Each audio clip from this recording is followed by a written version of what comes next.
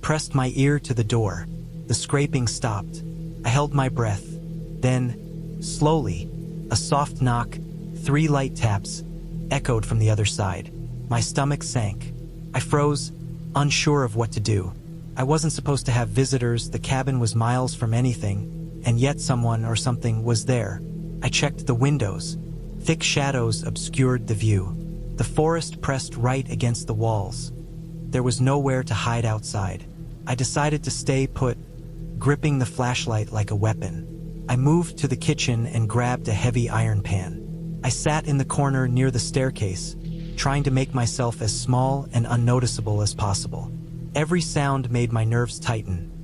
The wind rattling the roof, a distant owl hooting, the soft scuffing outside. I didn't dare move for what felt like an eternity. Then, abruptly, silence. Morning came slowly, gray and foggy. The air was thick and cold. I hadn't slept a wink, staying alert, eyes straining to catch any movement through the tiny windows. When I finally summoned the courage to open the door, nothing was there. No footprints, no evidence of anyone having been near. Only the forest, damp and silent, as if the night had been nothing but a hallucination. I laughed nervously at myself, trying to shake off the lingering fear. I spent the day inspecting the cabin and the surrounding area. The forest looked calm, harmless even, but my unease remained.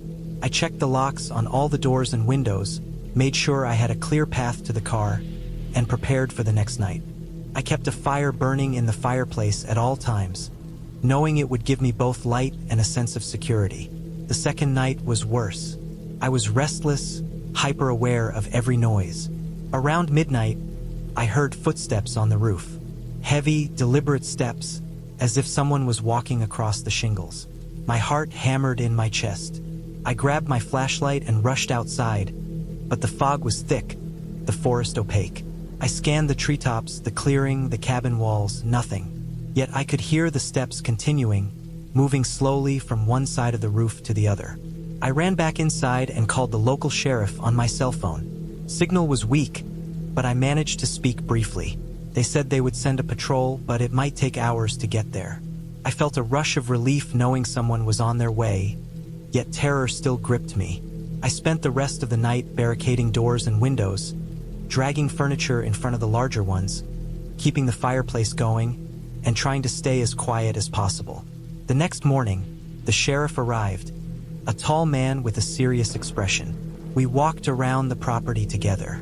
There were footprints on the roof, large, heavy boots, and some near the back door, but they stopped abruptly in the mud, as if whoever it was had vanished. The sheriff explained that this area sometimes attracted trespassers, people who wandered into the forest or used old, abandoned paths for camping or worse. He offered to stay for a while, but I declined, wanting to reclaim my solitude. Over the next few days, I stayed on edge, but nothing else happened. The forest felt alive with whispers and rustles, but nothing came close to the cabin. I realized I had been lucky. Whatever had been there before had left, and the threat had receded. The experience stayed with me, a gnawing reminder of how vulnerable a person could feel when isolated, even in a place that seemed safe. When it was time to leave, I packed everything carefully, locked the cabin, and walked back to my car. The forest looked peaceful in the daylight, harmless even. As I drove away, I felt a mix of relief and triumph. I had faced fear alone, endured it, and survived. The cabin, the forest, the nights of terror, they had tested me, but they hadn't broken me. I made a mental note to be better prepared if I ever returned, to respect the isolation and the unpredictability of the wild. Driving down the winding roads, I looked back once and saw the cabin shrinking in the distance. The forest swallowed it, and for the first time, I realized that what had scared me the most wasn't just the presence of another person. It was the realization of how small and unprotected we are when stripped of civilization, surrounded by nature and silence. And yet, I felt a strange gratitude for the experience. I had survived something that tested my nerves and my mind, and I knew I was stronger because of it. The forest faded behind me, the mountains stretching into the horizon. I knew I would never forget that cabin, the nights of fear, the sound of footsteps, the scraping at the door. But I also knew I had emerged from it alive, aware, and more resilient. The terror had ended, but the memory of it remained, a reminder of the raw power of isolation and of the quiet strength one can find within oneself. I returned to the city a different person, carrying with me the lessons of solitude, vigilance, and courage. The experience in that cabin had been terrifying, but it had been real, tangible, and survivable. And for the first time in a long time, I felt like I had truly lived. I had been planning this trip for months. I had spent countless hours browsing maps, reading weather reports, and watching videos of the area, trying to familiarize myself with every trail, road, and river.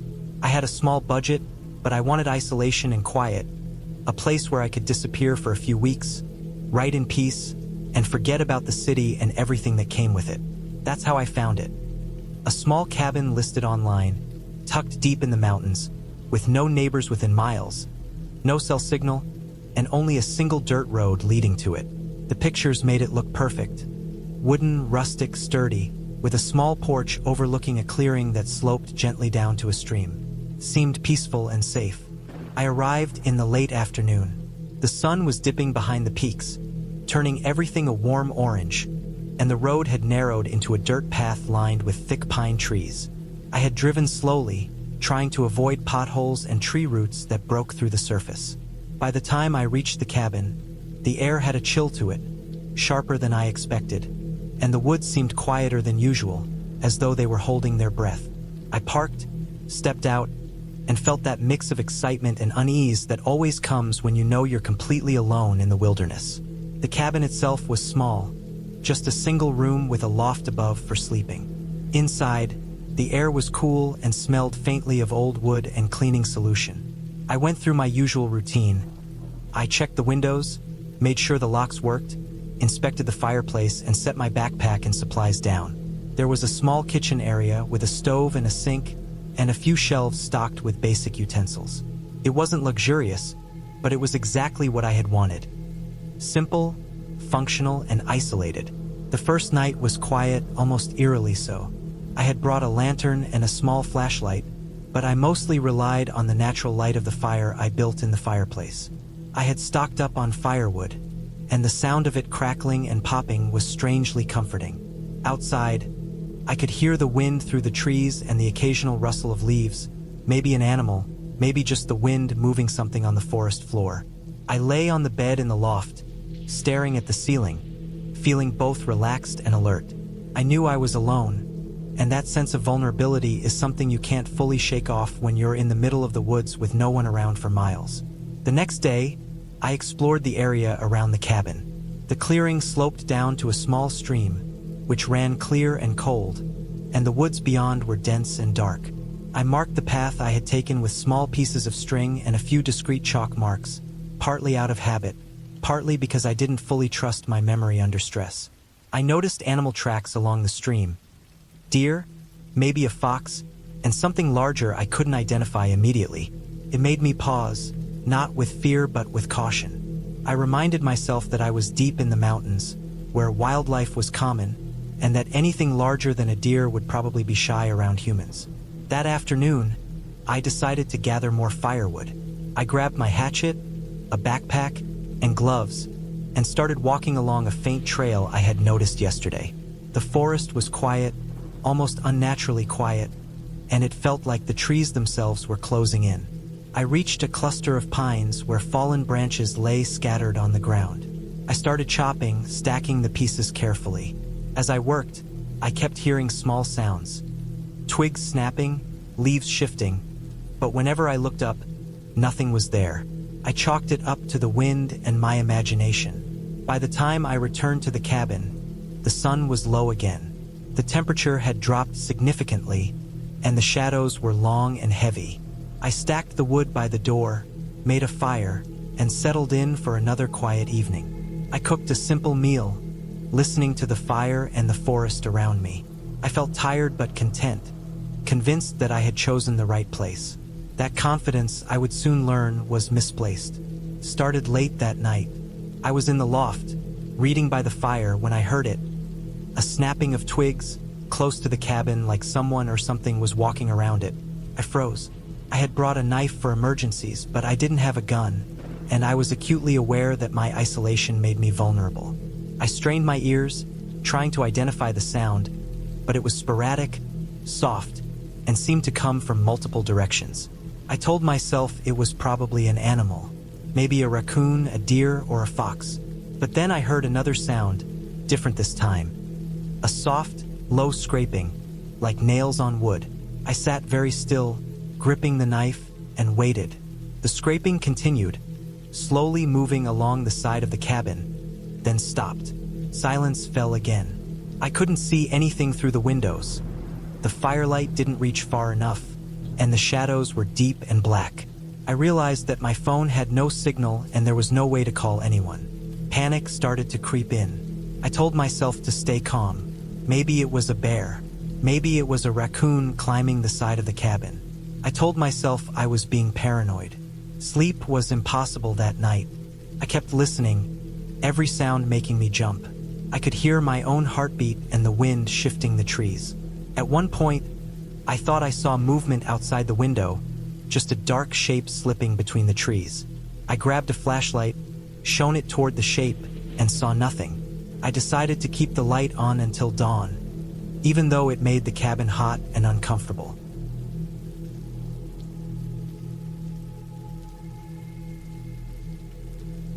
The next day, I tried to rationalize what had happened. I told myself that being alone in the woods makes your mind play tricks on you, that the imagination can turn shadows into threats. But when I stepped outside, I saw something that made my stomach turn. The firewood I had stacked neatly yesterday was now scattered, some pieces broken, and footprints surrounded it. Large, heavy, human-shaped footprints. They were too big for me, and the spacing between them suggested someone had moved quickly. I realized then that I was not alone. Someone had been outside my cabin last night. Someone had been watching, and possibly someone had entered without my knowledge. I felt a cold weight settle in my chest. I considered leaving immediately, but the dirt road was long, winding, and I had no idea if the person or people were still nearby. If I left without preparation, I could run into them. I decided to fortify the cabin as best I could. I locked every door and window, wedged a chair against the main door, and moved all my supplies to a corner of the room. I spent the day indoors, inspecting the perimeter through the windows. The forest was quiet, too quiet, as if it were holding its breath. I made sure my fire was low so as not to attract attention and tried to make the cabin appear empty. I slept in short bursts, keeping one eye open at all times. Any sound outside, branches breaking, leaves rustling, made me tense. I felt exposed and vulnerable in a way I had never experienced. The next morning, I knew I couldn't stay passive. I needed to find out if anyone was still around and figure out a way to leave safely. I packed my essentials: water, food, my knife, a small hatchet, and checked the path to the road. The footprints had been joined by tire marks, small and deep, indicating that a vehicle had been near. I followed the path cautiously, staying low and moving through the shadows. The forest felt endless, and every snap of a twig made me stop, hold my breath, and listen. After hours of moving slowly, I reached a bend in the dirt road.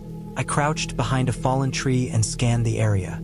About 50 meters ahead, I saw it. A small pickup truck, half hidden behind the trees. There was someone inside, moving slowly, as if looking for something. I stayed hidden, observing. The person got out, walked to the edge of the road, looked around, and then returned to the truck. I realized that whoever this was, they knew someone had been at the cabin. I had no weapons, no way to confront them, and running could put me in even more danger. I waited until the figure returned to the truck and drove away. I watched the dust settle and made my move. I ran back to the cabin, grabbed everything essential, and started down the dirt road toward the main highway. My heart was pounding, my legs were burning, but I kept moving. I stayed low whenever I could, hiding behind trees, jumping into ditches, and keeping my knife ready. Hours passed. The sun was sinking, and I could feel the chill setting in again, but I finally reached the main road. car passed by and I waved frantically. They slowed down, pulled over, and I explained my situation in short, panicked bursts. The driver called the police, who arrived within the hour. They drove me back to the cabin in a squad car, guns drawn. When we arrived, the place was empty. There were signs of someone being there. Disturbed firewood, footprints, and some food I had left outside. But no one was in sight. They scouted the area, walked the surrounding forest, and found no trace of anyone.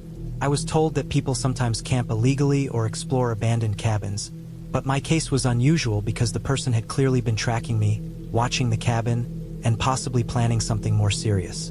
In the end, I never went back to that cabin. I sold the property listing online and avoided the mountains for a long time.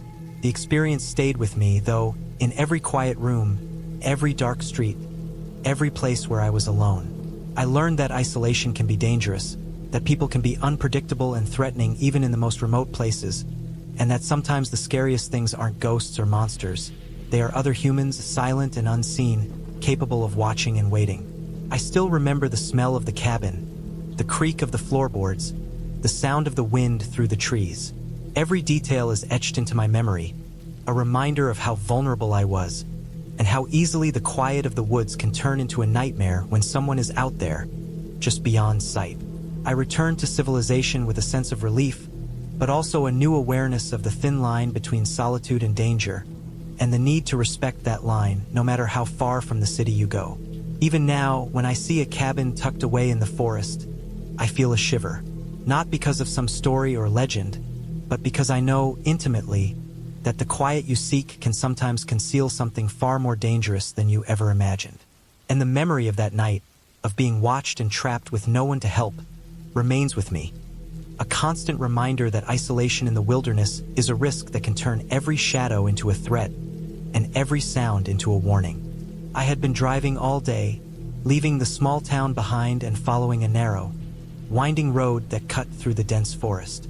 The sun was just dipping below the horizon when I finally saw the cabin. It looked smaller than I imagined from the pictures online, with dark, weathered wood and a steep roof covered in moss.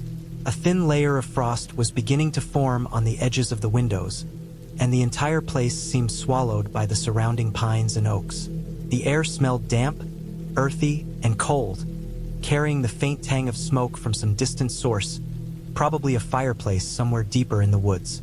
I parked the car on a small, uneven clearing just in front of the cabin and sat there for a moment, letting the engine idle and trying to shake off the tension from the long drive. There was no one else around, and the silence felt heavy, like the forest itself was watching. I grabbed my backpack and stepped out. The cold hit me immediately, sharper than I expected, and I zipped my jacket tight. My boots sank slightly into the soft, damp earth as I walked toward the cabin. The wooden porch creaked under my weight, and I paused to look around. Shadows stretched in every direction, deep and thick between the trees. It was quiet except for the occasional rustle of leaves and the distant call of a bird I couldn't identify. I unlocked the cabin door, pushed it open, and stepped inside. The smell of old wood, dust, and something faintly metallic filled my nose. I flicked on the light switch, but nothing happened. The cabin had no electricity, which I knew, but seeing the empty sockets made the space feel more oppressive than I expected. I opened the door and windows slightly to let some cold air in, letting the chill move through the small living area. Inside, the cabin was sparse. There was a small table in the corner with a few mismatched chairs, a wood stove against the far wall, and a narrow bed tucked into another corner. A few shelves held canned goods, matches, and a stack of firewood. It was clean but clearly not used often. I set down my bag, took a deep breath, and tried to settle in. I needed to build a fire before night fully set in. The first few logs were damp, and it took me longer than expected to get the stove going. Smoke began to curl from the chimney, and the warmth slowly spread through the room. I unpacked my things, laid out a simple dinner, and then moved to the small window to look outside.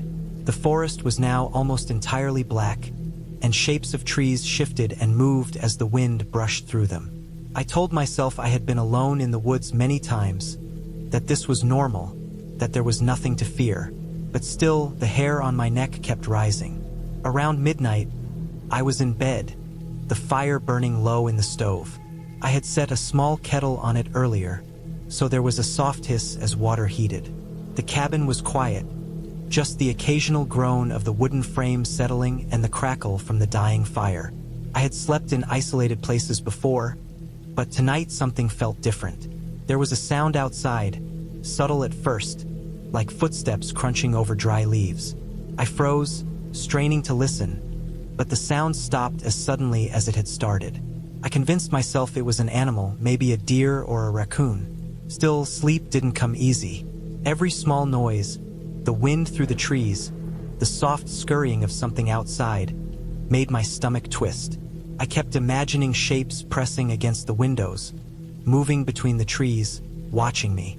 I knew it was irrational, but the feeling persisted. By morning, I was exhausted but relieved to see the sun rising between the trees. Light filtered into the cabin through the thin curtains, casting long, angled shadows across the floor. I had slept fitfully, waking to every small sound, and the thought of staying here for another night was already pressing on me. I decided to explore the surroundings, hoping to distract myself. I put on my jacket and boots and stepped outside. The forest was dense, full of fallen branches, tangled roots, and thick undergrowth. I followed a narrow path leading downhill, the soil soft and muddy from recent rain. I found a small stream, clear and cold, and knelt to drink a little water and splash some on my face. The forest was beautiful in the morning light, but the isolation gnawed at me. Even though the sun was up, the trees blocked much of the light, and I felt small and exposed. As I walked back toward the cabin, I noticed something unusual. Near the edge of the clearing, partially hidden by ferns, were footprints. They were fresh, deeply pressed into the damp soil. My heart started to race, and I crouched to examine them. They were large but not human, probably a deer or a large dog. I relaxed a little, telling myself that it was normal in the woods, and continued back to the cabin. But the unease lingered.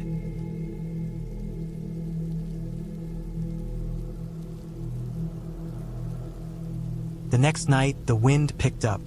Rain tapped against the roof, and the temperature dropped even further. I made a fire, though it took several attempts, and sat close to the stove, my blanket wrapped around me. The storm outside made the forest sound alive in a way that was unnerving. Branches scraped against the walls, and water ran down the roof, dripping intermittently. At one point, I swore I heard someone, or something, walking around the cabin. It was deliberate, slow, almost careful. I held my breath and listened. Then I heard a faint scraping at the back door. I froze. It stopped after a few seconds. I didn't move for several minutes, waiting. Then, gathering courage, I slowly went to the door, opened it, and shone my flashlight around. Nothing. The rain had washed away any footprints, and the mud was smooth again. My pulse slowed slightly, but I couldn't shake the feeling of being watched. The following day, I decided I had to do something to feel safer. I cleared a small area around the cabin, moving loose branches and stacking firewood in a more organized way. I made sure my knives were accessible, packed extra food, and planned my day carefully, staying mostly in the immediate vicinity. I found some old and used tools in the shed, a hatchet, a long-handled shovel, and arranged them by the door. The forest was peaceful at times, almost beautiful, but I remained alert, checking the tree line constantly. Every sound set my nerves on edge, and I caught myself jumping at shadows more than once. As the days passed, I started noticing subtle signs that I was not as alone as I thought. Branches broken in unusual ways, small objects moved slightly from where I left them, and the occasional faint sound of footsteps around the cabin. I told myself repeatedly that it was an animal, but the patterns didn't fit. Animals rarely move carefully around a cabin at night. They are hasty and unpredictable. I began sleeping with the cabin door locked and the hatchet close at hand. Every creak, every whisper of wind, felt amplified. I felt trapped in the isolation, even though I could leave at any time. My phone had no signal, so there was no calling for help. The nearest road was at least a 20-minute walk through the forest, muddy and uneven. The reality of being isolated with no immediate way to reach anyone settled on me like a weight. On the fourth night, I woke to a loud crash outside. My heart stopped. The sound came from the side of the cabin, where the trees were thick and the ground sloped downward. I grabbed my flashlight and hatchet and cautiously opened the door. Rain had subsided, but the forest was dripping, and the smell of wet earth was strong. I swept the beam of the flashlight across the clearing.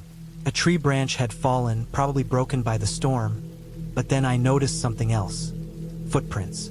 Human footprints, large, leading away from the cabin into the trees. Panic surged through me. I followed them cautiously, staying in the open clearing as much as possible. The footprints were fresh, the soil still moist. They stopped abruptly near a cluster of thick bushes. I didn't dare go further. My heart pounded in my chest, and I realized that someone had been walking around my cabin while I slept, possibly observing me. The thought alone made me feel sick. That night, I barely slept. I sat by the stove, checking the windows and doors constantly. I kept the hatchet by my side and tried to stay awake, listening for any sign of movement. Every small sound, every shift of the wind, made me jump. I realized that I had to leave. The isolation, the uncertainty, the subtle but unmistakable signs that someone else had been there, had pushed me past the point where staying felt safe. I packed my bag in the early hours before dawn, leaving the cabin as tidy as I could, though I knew it didn't matter. I didn't want to leave any trace of my panic, any evidence that I had been scared. I opened the door and stepped into the forest. The walk back to the car was tense. I stayed alert, watching the shadows, listening for footsteps behind me. The forest seemed quiet, too quiet, but I kept moving, never slowing my pace. I reached the clearing where I had parked, my car still there, rain-soaked and cold. I unlocked it and got inside, starting the engine immediately. The headlights cut through the early morning fog. As I drove away, I glanced in the rearview mirror at the cabin, shrinking in the distance.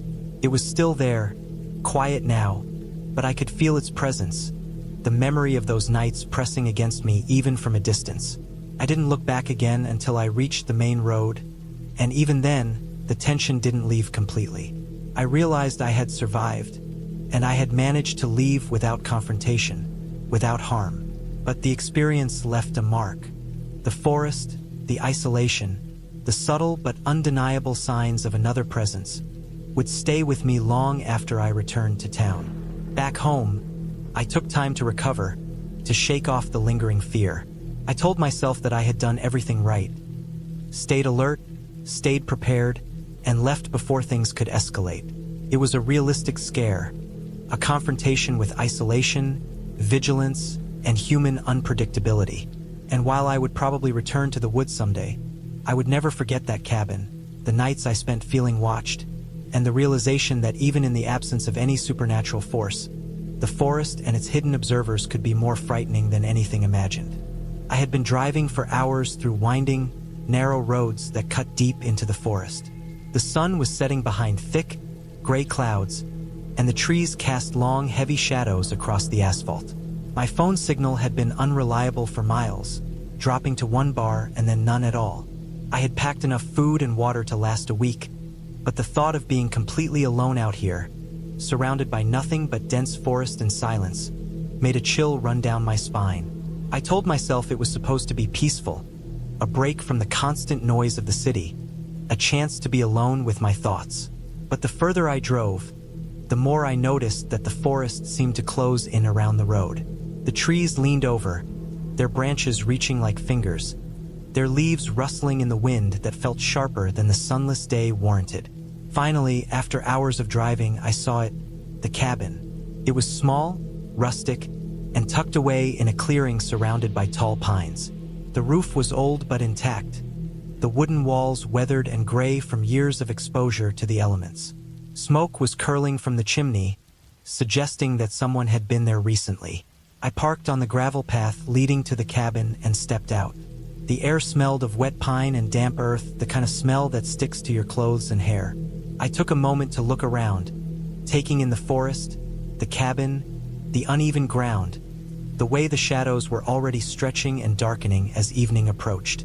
My heart rate quickened not from fear, but from the sudden awareness that I was entirely alone, and that the isolation I had wanted now felt heavier than I expected. The cabin door creaked loudly as I opened it.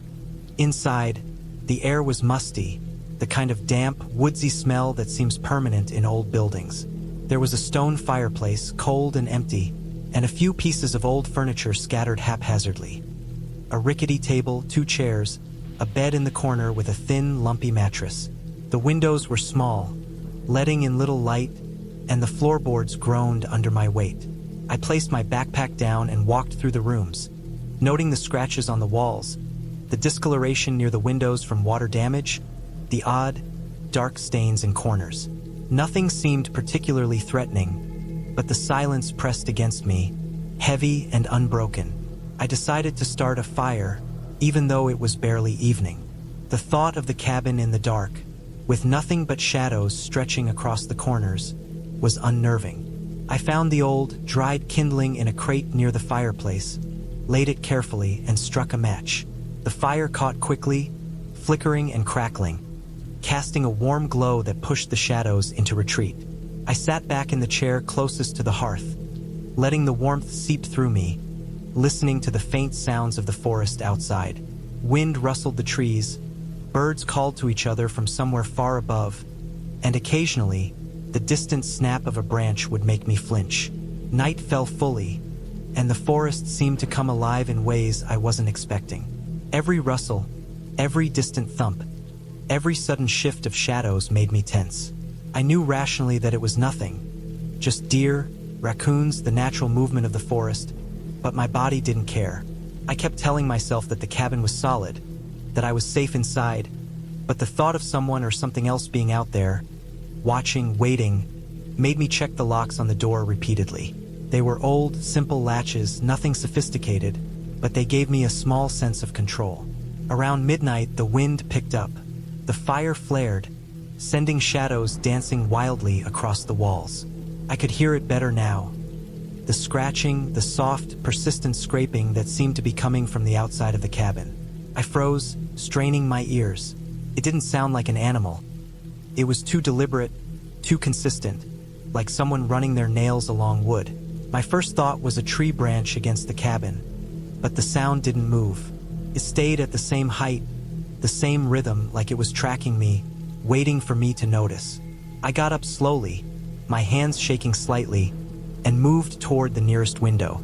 I pulled back the curtain and peered out, but the night was too dark. The trees were shadows, the ground blackened by the absence of light. I strained my eyes, trying to catch movement, but all I could see was the faint outline of the forest. The sound continued, subtle but unmistakable, something scratching along the wood of the cabin itself. I stepped back, my pulse racing. I wanted to believe it was a raccoon or some other animal, but nothing in me felt convinced. The sound stopped suddenly. I held my breath, listening. Then, from the far side of the cabin, the same soft scraping began again.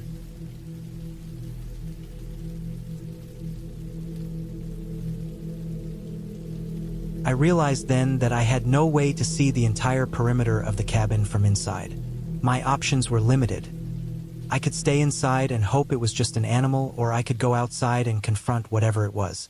The thought of stepping into the forest at night, with no one around for miles, made my stomach twist. But staying inside, knowing something was right there, outside the walls of the cabin, felt unbearable.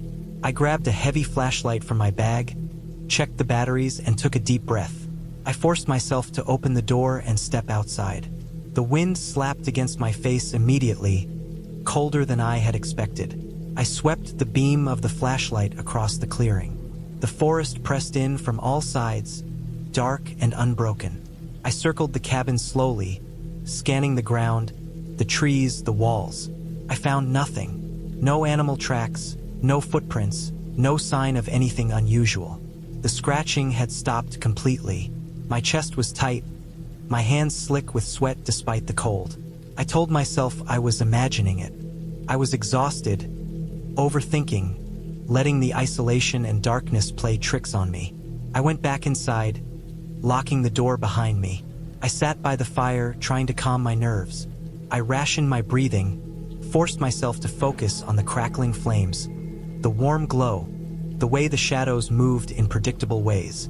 Eventually, exhaustion overtook me, and I fell asleep in the chair, the fire dwindling to embers. I woke hours later to a sudden, sharp noise, a loud bang against the door. I shot upright, heart hammering. Someone had hit the door with force. I jumped to the latch and pulled it shut, pressing my body against it. The banging continued, relentless. Whoever or whatever it wasn't a branch or an animal.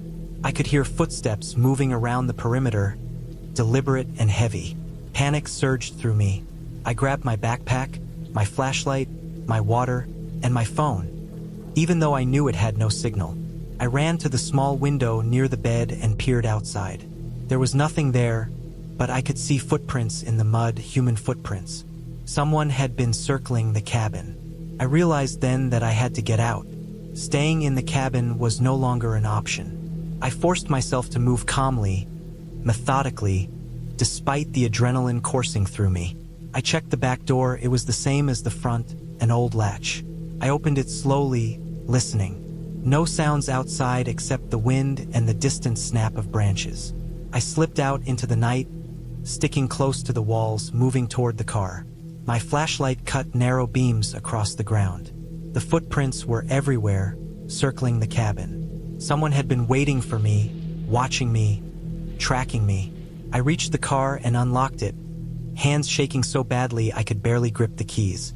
I sat in the driver's seat for a moment, listening, imagining sounds that might not even exist. Finally, I started the engine, the headlights cutting through the blackness of the forest. I drove slowly at first, then faster, the tires crunching on the gravel path. I didn't look back. The scratching, the footsteps, the banging. Everything faded behind me as I put as much distance as possible between myself and the cabin. Hours later, I reached the main road. The sun was starting to rise, pale and weak through the clouds. I pulled into a gas station, still trembling, and sat in the car, watching people pass by who were completely unaware of the night I had endured. My hands were still shaking, my heart still racing, but I felt a fragile sense of relief. I called the local authorities and reported the cabin, the footprints, everything. They said they would investigate, but it was clear they hadn't been expecting anything like that in such a remote area. A few days later, I returned with proper equipment and backup. The authorities confirmed my story. The cabin had been used as a hideout by someone who had been living in the forest, carefully avoiding detection. They found supplies, makeshift bedding, and signs that the person had been watching the cabin for weeks, waiting for the right moment. No one was inside when we arrived, but it explained everything. The scratching, the footsteps, the banging. It had been a human threat, patient, calculating, and dangerously close. I never returned to that area again. The experience stayed with me for months, the memory vivid every time I closed my eyes. The darkness pressing in, the sound of deliberate footsteps, the feeling of being watched. But I also knew, painfully clearly, that it was real. That night had been terrifying not because of some ghost or fairy tale, but because of the stark, undeniable truth. Humans can be predators, quiet and patient, and the isolation of the forest made me vulnerable in ways I had never imagined. I left the cabin, the forest, and the roads that led there behind me, but the memory never left. I had survived, and that clarity, the knowledge that I had faced something real and escaped, was the only thing that brought me peace. I never imagined a trip to a small cabin in the woods could change my perception of fear entirely. I had been planning this alone trip for months, mostly to escape the chaos of the city. The idea of being isolated, surrounded by nothing but trees and silence, sounded peaceful. It was advertised as a simple cabin in the deep forest, reachable only by a long dirt road that eventually gave way to a narrow trail. I packed my bag carefully, making sure I had all the essentials: water, food, a first aid kit, a small camping stove, extra batteries, and a flashlight. I also packed a heavy-duty knife, more for reassurance than anything else. I was aware that this part of the country had its share of wildlife, and I didn't want to underestimate it. The drive was longer than I expected. The road started well enough, a 2-lane paved path that eventually gave way to gravel. The further I drove, the narrower the road became, and at some point, there was barely enough space for one car. Trees pressed against the edges of the dirt track, their branches arching overhead, creating a dark tunnel even though it was early afternoon. The air felt different here, heavier, cooler, and sharp with the scent of wet earth and pine. I felt a small shiver run through me as the city faded behind me. When I finally reached the cabin, it looked exactly like the photos, though much smaller in person. It was a single-story wooden structure, with a small porch and a roof that had clearly weathered many winters. There was no electricity except for a single solar panel I could see on the roof, and the water came from a nearby well. The surrounding area was dense with trees, and the silence was almost complete. I could hear the faint sound of a stream in the distance, but other than that, there was nothing. No birds, no animals, no wind. Just an oppressive quiet that immediately put me on edge. I parked my car, grabbed my bag, and stepped onto the porch. The wood creaked under my feet. I unlocked the door and pushed it open. Inside, the cabin smelled of wood polish and something faintly musty. There was a small living area, a kitchenette, a bathroom, and a single bedroom. Everything was basic but functional. I dropped my bag on the floor, unpacked some essentials, and decided to go for a short walk to get familiar with the area before it got dark. The forest around the cabin was thick, with narrow trails barely wide enough for one person. I walked slowly, paying attention to every sound. At first, it was nothing unusual. Leaves rustling, the occasional snap of a twig underfoot. But as I ventured further, the forest seemed to close in. The trees were taller here, and the underbrush was denser. I realized I had wandered far from the cabin without noticing. The thought of being lost made me quicken my pace, but the more I walked, the more disoriented I felt. The trees all looked the same, and the trail I thought I was following disappeared entirely. By the time I decided to turn back, the sun was low, casting long shadows through the forest. I reached for my flashlight, but as I turned it on, the beam seemed weak against the darkness. Every step I took felt louder than it should have. I thought I saw movement between the trees, but when I focused, nothing was there. My heart began to race. I forced myself to keep calm and walked in the direction I thought the cabin was. After what felt like an eternity, I finally saw the faint outline of the cabin through the trees. Relief washed over me. That night, I locked all the doors and windows, made a simple dinner, and tried to relax. I kept hearing small noises outside, branches snapping, leaves rustling, but told myself it was just the wind or animals. Still, the feeling of being watched was impossible to shake. I spent the evening double-checking my supplies, making sure the knife and flashlight were within reach. I went to bed early, hoping that sleep would bring comfort. The next morning, I woke to find fresh snow covering the ground. The temperature had dropped overnight, and everything was coated in white. I decided to stay inside most of the day, chopping some firewood and preparing my supplies. The isolation was intense. I kept scanning the windows, certain I saw shadows moving outside, but there was nothing. The day passed slowly. I ate a simple meal, read a book, and tried to distract myself from the creeping anxiety that had settled in my chest. That night was the first time I truly felt fear. Around 2 a.m., I woke to a sound. A slow, deliberate crunching of snow outside the cabin. My heart pounded in my chest. I held my breath, straining to hear, and then I heard it again, closer this time. Someone or something was moving around the cabin. I told myself it had to be an animal. Bears were not uncommon in these woods, and the thought was terrifying, but at least it made sense. Still, the sound was deliberate, methodical, not random like an animal. My instincts screamed at me to stay quiet, to make no sudden movements.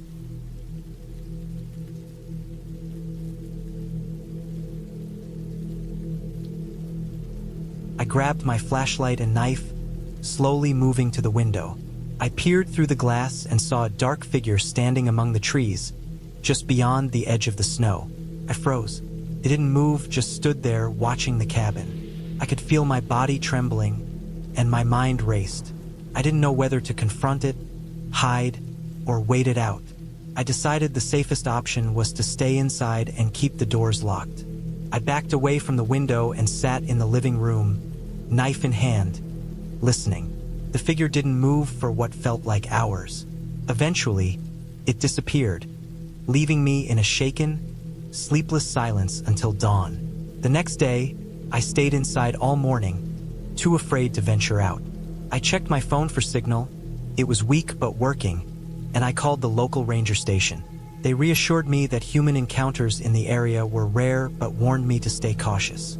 I also reported the figure I had seen, though I wasn't sure if it was a person or something else. They said they would patrol the area that day, but advised I stay in the cabin until they arrived.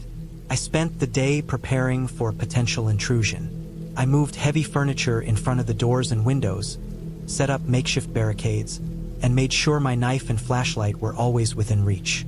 I tried to keep calm, but the fear had settled in deep.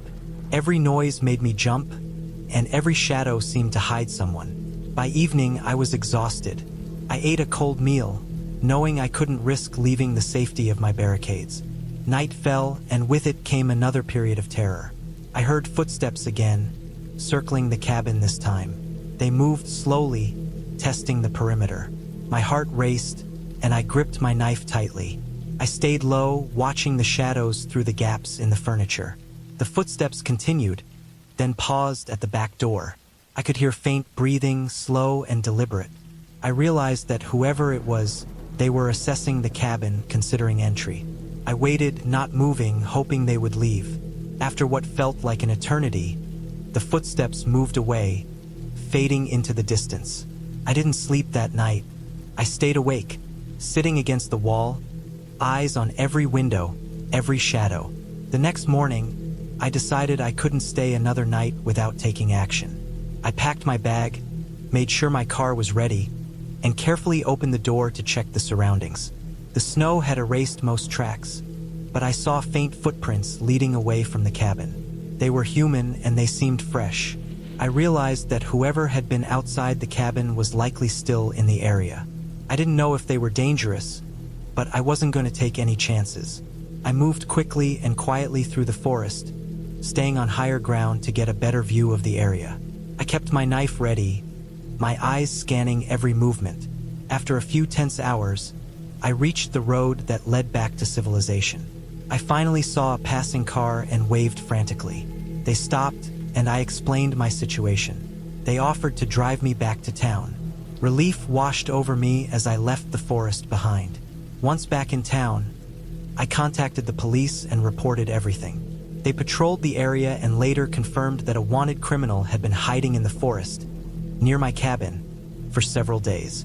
It became clear that the figure I had seen was a man avoiding detection, likely desperate and dangerous. My fear, though intense, had been justified. In the weeks following the ordeal, I reflected on what had happened. The cabin, once a symbol of peace and escape, had become a place of isolation and terror. I realized how unprepared I had been for real danger in the wilderness.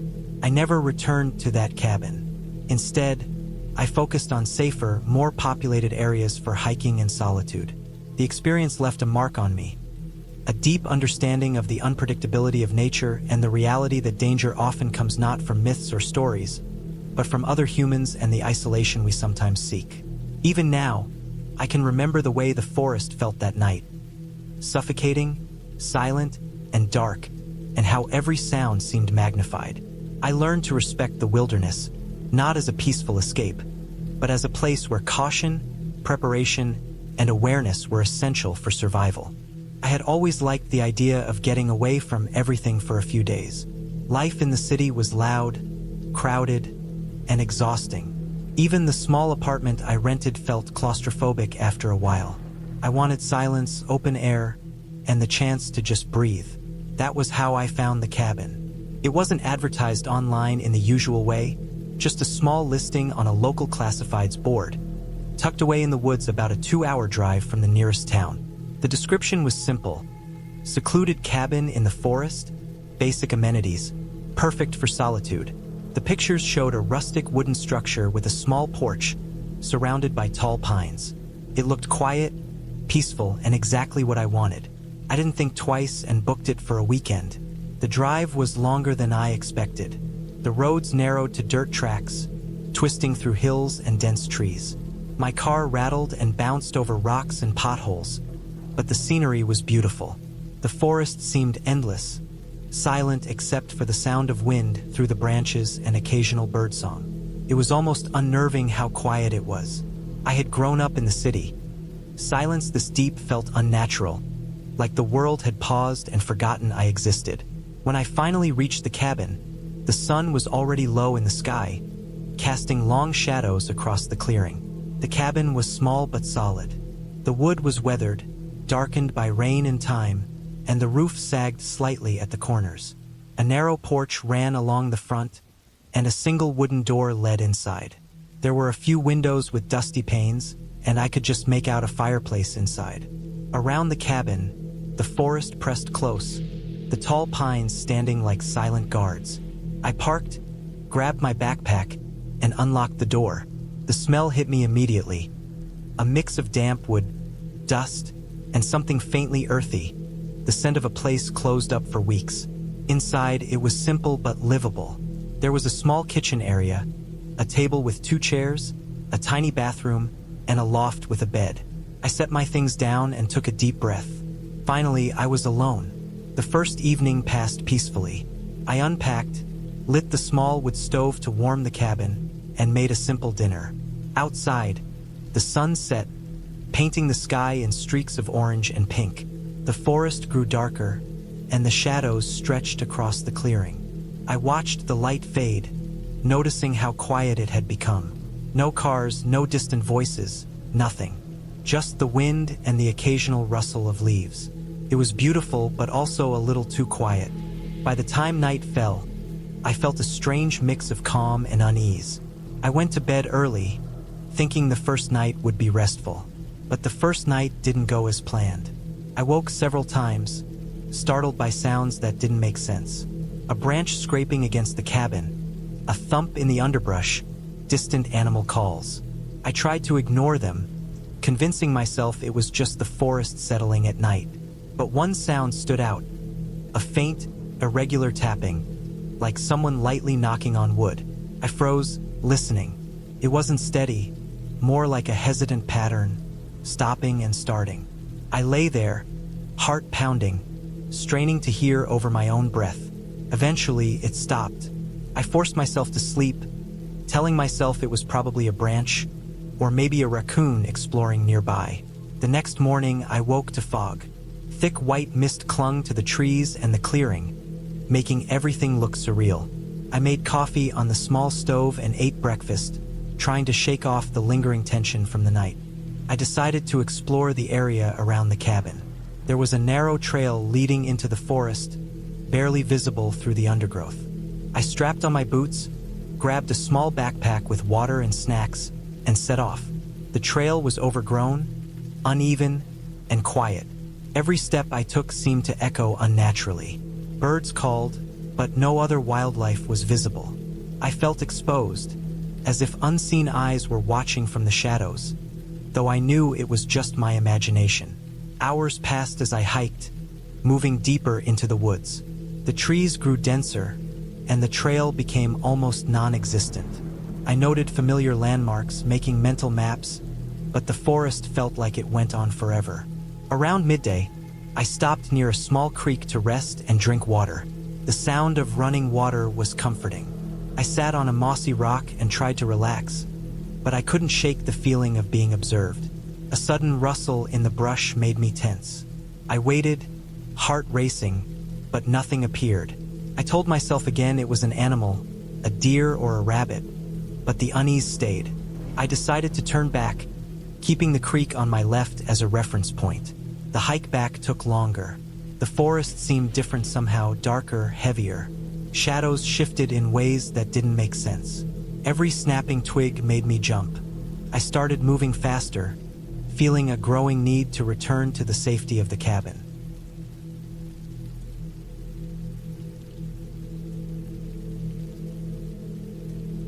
By the time I arrived back, the sun was low, casting long, dark shadows over the clearing. I locked the door behind me and made a fire in the stove. The isolation, which had seemed appealing at first, now felt oppressive. The forest outside was silent but too still, like it was holding its breath. I tried to read, to distract myself, but my eyes kept drifting to the windows. Every shadow seemed like it could hide someone or something. That night, the tapping returned, louder this time. I stayed awake, listening, trying to pinpoint its source.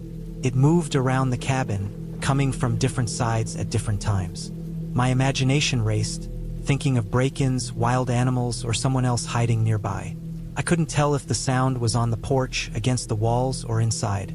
Eventually, exhaustion won, and I slept lightly, waking at every small noise. The next day, I resolved to check the perimeter more thoroughly. I wanted to find out if the cabin was truly alone. I grabbed a flashlight and walked around every side, inspecting the area for signs of intruders or animals. I found nothing unusual, no footprints, no discarded items, no claw marks. Only the forest, dense and endless. Still, unease remained. That afternoon, I noticed something I hadn't seen before. A series of faint tracks in the dirt around the clearing. At first, I thought they were animal tracks, but they didn't match anything familiar. They were too large and too irregular, almost human, though uneven and hasty. They started at the edge of the trees and led toward the cabin, then disappeared into the underbrush. My stomach sank. It was clear someone had been near the cabin, though when, I couldn't tell. My mind raced through possibilities: hunters, hikers, someone more dangerous. I felt a cold tension settle in my chest. That night, I stayed up almost entirely. The tapping was back, more insistent, sometimes coming in quick bursts, sometimes slow. It moved unpredictably, as if circling the cabin. I checked the windows repeatedly, scanning the dark for shapes. At one point, I thought I saw movement between the trees, a shadow that didn't belong. I didn't dare go outside. I barricaded the door with a chair, kept my flashlight and a kitchen knife nearby, and waited for the night to end. Sleep came only in short, fragmented bursts. I felt hunted, and the idea of being alone in such isolation became terrifying. The next morning, I decided I couldn't wait any longer. I had to leave. I packed quickly, my hands trembling, and double-checked the cabin, making sure nothing was left behind. As I loaded the car, I noticed the tracks again, clearer this time, leading from the forest to the cabin. I felt a chill. Whoever had been there had been watching, maybe still was. I locked the door, started the car, and began the drive back down the narrow dirt road. Every shadow, every movement in the trees made me glance nervously. I kept imagining someone following me, hiding just out of sight, but I saw nothing. The isolation that had once seemed peaceful now felt like a trap. As I drove, I started to notice tire tracks alongside mine in the dirt road. Faint, but following the same twists and turns I had taken. My heart pounded. I stopped at a clearing, got out and scanned the trees. Nothing. I tried to convince myself it was from another hiker or vehicle, but the timing felt wrong. I sped up, eyes darting to every shadow, the dirt road feeling impossibly long. The forest seemed endless, pressing close, suffocating. Finally, after what felt like hours, I reached the paved road that led toward civilization. Relief washed over me. I drove straight to the nearest gas station, parked under bright lights, and checked the mirrors. No one followed. No one came out of the forest. I sat there for a long time, hands gripping the steering wheel, heart racing, mind replaying every sound, every shadow from the cabin. I realized how vulnerable I had been, how close I had come to danger simply by being alone in an isolated place. After a while, I called a friend, explaining I was fine but needed to be picked up. They laughed at first, thinking I was exaggerating, but the tone in my voice convinced them otherwise. While waiting, I walked around the station, checking the parking lot and nearby woods. Nothing appeared. No one followed, but the memory of the tracks, the tapping, and the feeling of being watched lingered. I knew I would never go back to that cabin. I would never trust a secluded getaway again. What had started as a peaceful retreat had become a lesson in awareness, caution, and the dangers of isolation. In the end, I made it home safely. I told myself I was lucky. Maybe the tracks were from hunters or hikers. Maybe the tapping was just branches falling. But deep down, I knew it didn't matter. The forest had a way of hiding people, of making a person feel alone even when danger is close. I didn't go near that area again. I didn't seek solitude in the woods. I stayed in the city, surrounded by noise and people, but it felt safer. Over time, the fear subsided, replaced by a quiet respect for isolation, for how quickly peace can turn into peril in the wrong place. That cabin, those woods, and that silence stayed with me, a warning I could never ignore.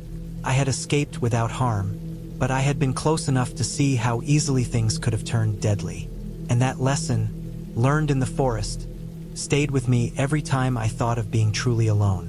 I remember the drive up the narrow, winding road to the cabin, the kind of road that made me feel both excited and tense at the same time. It was late fall, the trees stripped bare of leaves, their skeletal branches scratching at the sky like fingers. The wind was sharp, cutting through the car window even with the heater on full blast. I had the cabin booked through an online site, a place advertised as remote, quiet, perfect for solitude, just a few hours from the nearest town. I didn't expect much, just a small wooden structure tucked into the side of a hill, a chance to be alone with my thoughts and the forest. The cabin looked smaller than it did in the photos. It was an old structure, 2 stories, with a steep roof covered in dark, weathered shingles. The wooden walls were streaked with age, and the front porch sagged slightly, as if it had been bearing its own weight for decades. I parked my car on the uneven dirt path, listening to the crunch of gravel under tires. As soon as I opened the door, a cold draft hit me. Inside, the smell of damp wood and musty air filled my nose. There was a small living area with a fireplace, a kitchenette, and stairs leading up to a loft bedroom. Dust coated the furniture, and it looked like no one had been here for months. That didn't bother me. It added to the feeling of isolation I was craving. I spent the first hour just walking around the cabin, inspecting every corner. The windows were small, thick with grime, and each one rattled slightly as the wind gusted outside. I checked the locks on the doors. They worked but felt fragile, old. I found the firewood stacked in a corner, some of it damp and musty, but I knew I could make it work.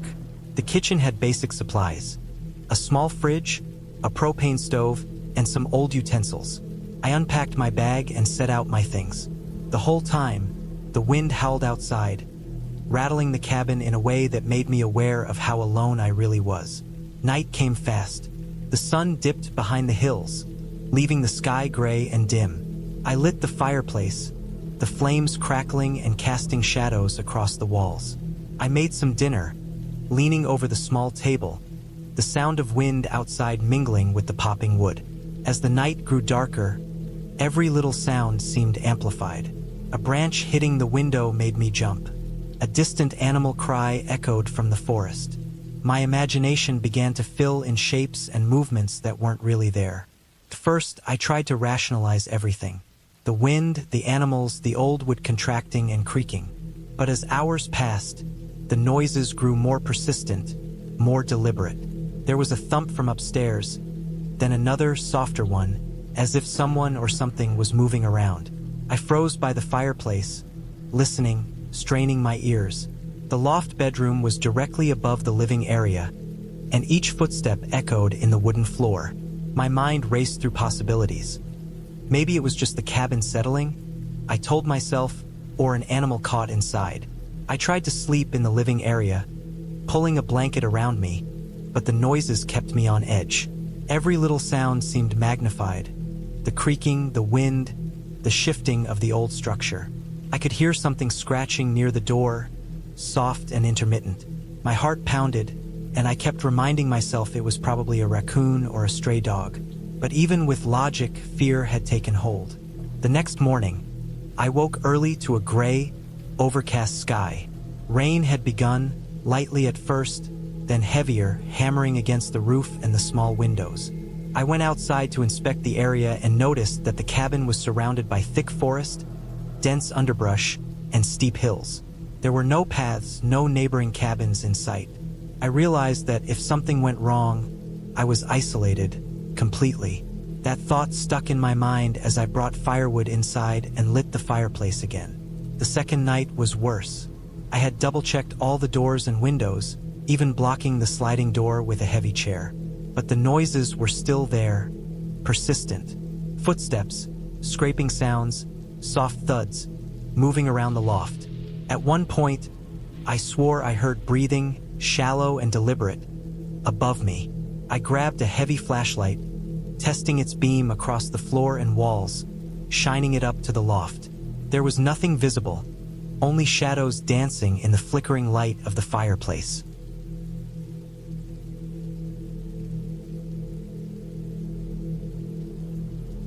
I began to notice other signs. Footprints outside, pressed into the damp soil, too small for an adult, not quite human. Small scratches in the wooden siding, as if something tried to get in. My rational mind fought back, telling me animals could make these marks, but deep down I knew the patterns didn't match deer or raccoons. My body tensed, adrenaline coursing through me as I realized I was being watched. The thought sent chills through me like ice water. By the third night, I was exhausted, barely sleeping. I kept the fireplace roaring, the light casting long, dancing shadows. Every noise made me jump.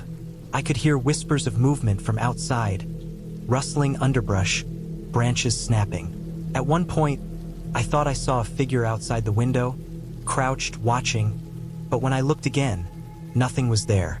The isolation of the cabin amplified every fear, every sensation. My own breathing sounded loud and unnatural. The fear became a constant presence, gnawing at my mind. I couldn't tell if I was imagining things or if someone was out there. The cabin, which had seemed like a refuge, felt like a trap. I didn't dare sleep, instead pacing, checking every lock, every window, every corner. I started preparing for the possibility of defending myself. I gathered firewood into a makeshift pile near the door, found a metal rod in the shed outside, and kept my backpack ready with essentials. On the fourth night, it all came to a head. I was sitting by the fireplace, heart hammering, listening to the storm outside. Then, a loud crash shook the front door. My blood ran cold. Something was trying to get in. I grabbed the metal rod and crept to the door, listening. The rain masked the sound of movement outside, but the impact had been unmistakable. My hands shook as I prepared to strike, telling myself to stay calm, to not panic. I waited, holding my breath. There was silence for a moment, then faint scraping at the side of the cabin. I shone the flashlight toward it and saw movement. An animal? Person? My mind raced. The figure came into view. A man, soaked by the rain, hunched, trying to stay out of sight. Fear mixed with a strange clarity. He wasn't friendly, that much I could tell. I stayed quiet, waiting, heart pounding, mind analyzing every possible escape. I made a split decision. I opened the door just enough, yelling and swinging the metal rod, hoping to scare him. He flinched and ran, disappearing into the woods. I didn't chase. I didn't need to. I knew then that I couldn't stay. The cabin was no longer a refuge, it was a trap. By dawn, I packed everything into my car, heart still racing, hands trembling. I checked every inch of the cabin one last time, making sure nothing was left behind. The road down the hill was slick with rain, and the trees leaned ominously in the wind. I drove fast, not daring to slow, every sound outside the car making me flinch. When I finally reached the main road and civilization, I felt like I was coming back from a different world. I never returned to that cabin. Weeks later, I learned from the local authorities that there had been a man living in the woods, evading capture, known for breaking into cabins to survive. Clicked for me, the footprints, the scratches, the figure in the rain. The fear I had felt, the relentless tension, all of it had been real, grounded in human danger, not my imagination. I learned something important from that experience. Isolation can amplify fear, yes, but the real danger lies in the unpredictability of other people and nature combined. I still go into the woods sometimes, but I never underestimate how alone, how vulnerable one can become. I never take a cabin alone again without checking thoroughly, knowing the risks, having a plan. And I never forget that night, the wind, the rain, the sound of the front door rattling as a stranger tested it, wondering if he would get in. That cabin, that week, changed something in me. It taught me to respect the wilderness and people's hidden presence within it. It taught me to always prepare for the unexpected, to be vigilant, and to trust my instincts. Most importantly, it reminded me that fear is real, tangible, and sometimes survival depends on acknowledging it fully, not ignoring it, no matter how much you wish it weren't there.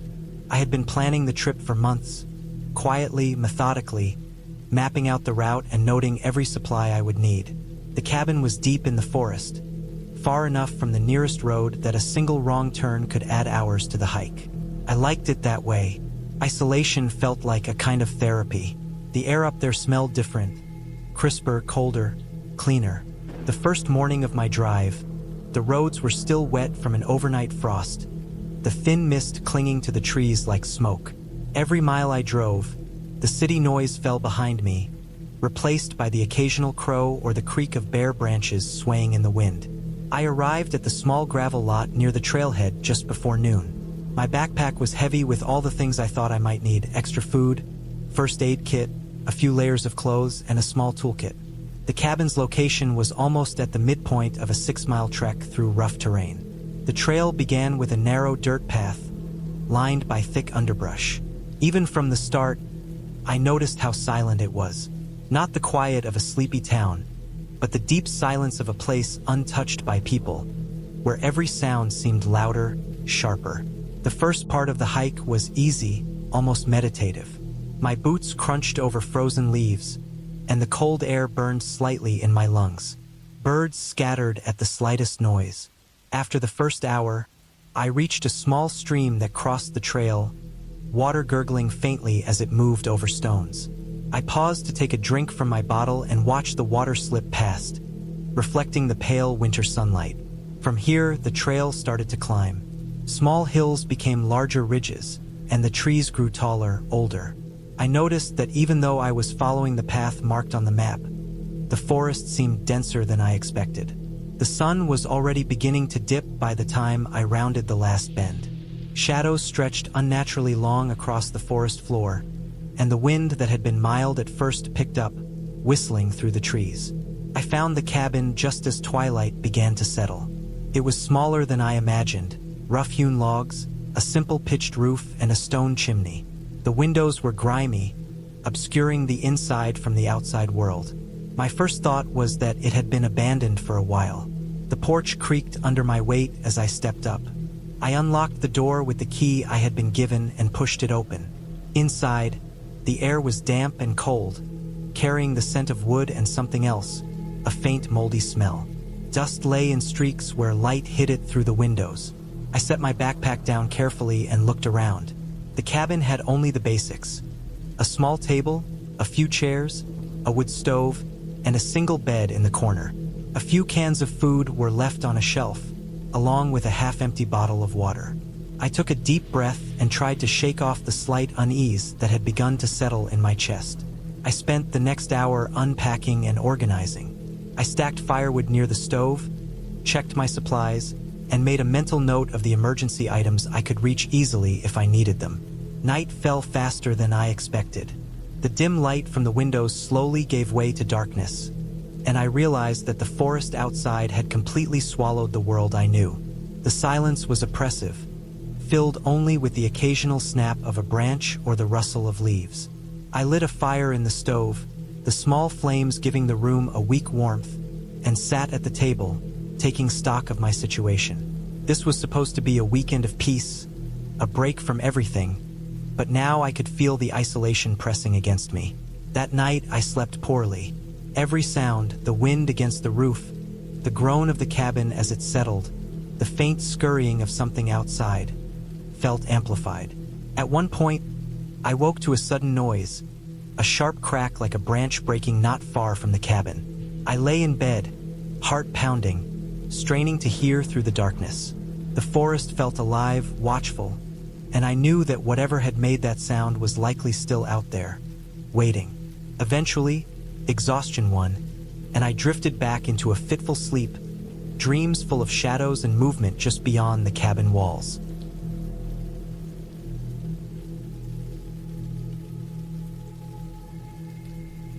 The next morning, I tried to shake off the fear.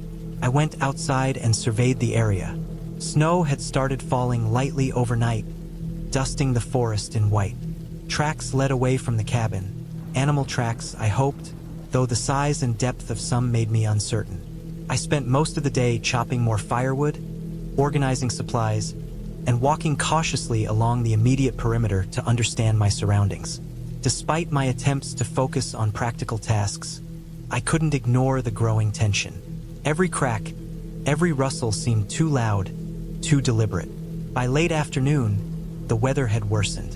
Snow fell thicker now, sticking to my boots, coating the cabin roof, muffling sound in a way that made the world seem both quieter and more oppressive. I returned inside, built a larger fire, and prepared a simple meal. As I sat eating, I heard the unmistakable sound of something heavy moving outside. At first, I thought it was a branch breaking under the snow, but then I realized it was deliberate, calculated. Something or someone was out there, circling the cabin. I didn't panic, at least not immediately. I reviewed my supplies and strategies. I checked the locks on the doors and windows, made sure my phone was charged as best as possible, though reception was weak, and quietly mapped escape routes in my mind. The forest was thick, but there were paths I could follow if I needed to leave. I also noted that I had tools, firewood, and even a metal poker from the stove that could serve as a weapon if necessary. I told myself to stay calm, rational. This was a person, not a monster. Humans left tracks and patterns, unlike the wild. But the thought offered little comfort. Night came again, heavier than the night before. The snowstorm outside intensified, and visibility dropped to almost nothing. From inside, the cabin felt safer, but the isolation grew sharper, more real. Every time I moved, I was careful, slow, listening for the smallest sound. Around midnight, I heard a scraping at the door. My stomach dropped. It wasn't just random. It was a deliberate attempt to make contact. I grabbed the poker, holding it firmly, and stayed low, listening. The sound stopped, only to start again moments later on the other side, where a window faced the dense forest. Hours passed like this, alternating silence and noise, and I realized that whoever was outside wasn't going away. I considered leaving, but the snowstorm made the idea impossible. The trail would be hidden, and in zero visibility, I would be lost instantly. My only option was to stay inside and survive until morning. I checked the wood stove, kept the fire strong, and reinforced the doors as best I could. Each hour felt like a test of endurance, a measure of my ability to remain calm under stress. Morning arrived finally, pale and gray, with the storm easing just enough to see through the windows. Snow had accumulated several inches, covering tracks but also providing evidence of movement that I could still faintly see. Whoever had been outside had left a mark, a path around the cabin, a warning, a reminder that I wasn't alone. I stayed inside most of the day, cautiously observing, collecting firewood, and ensuring I had sustenance.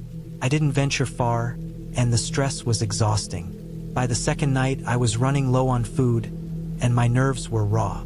On the third day, as the storm cleared completely, I decided I had to leave, to hike back no matter the risk.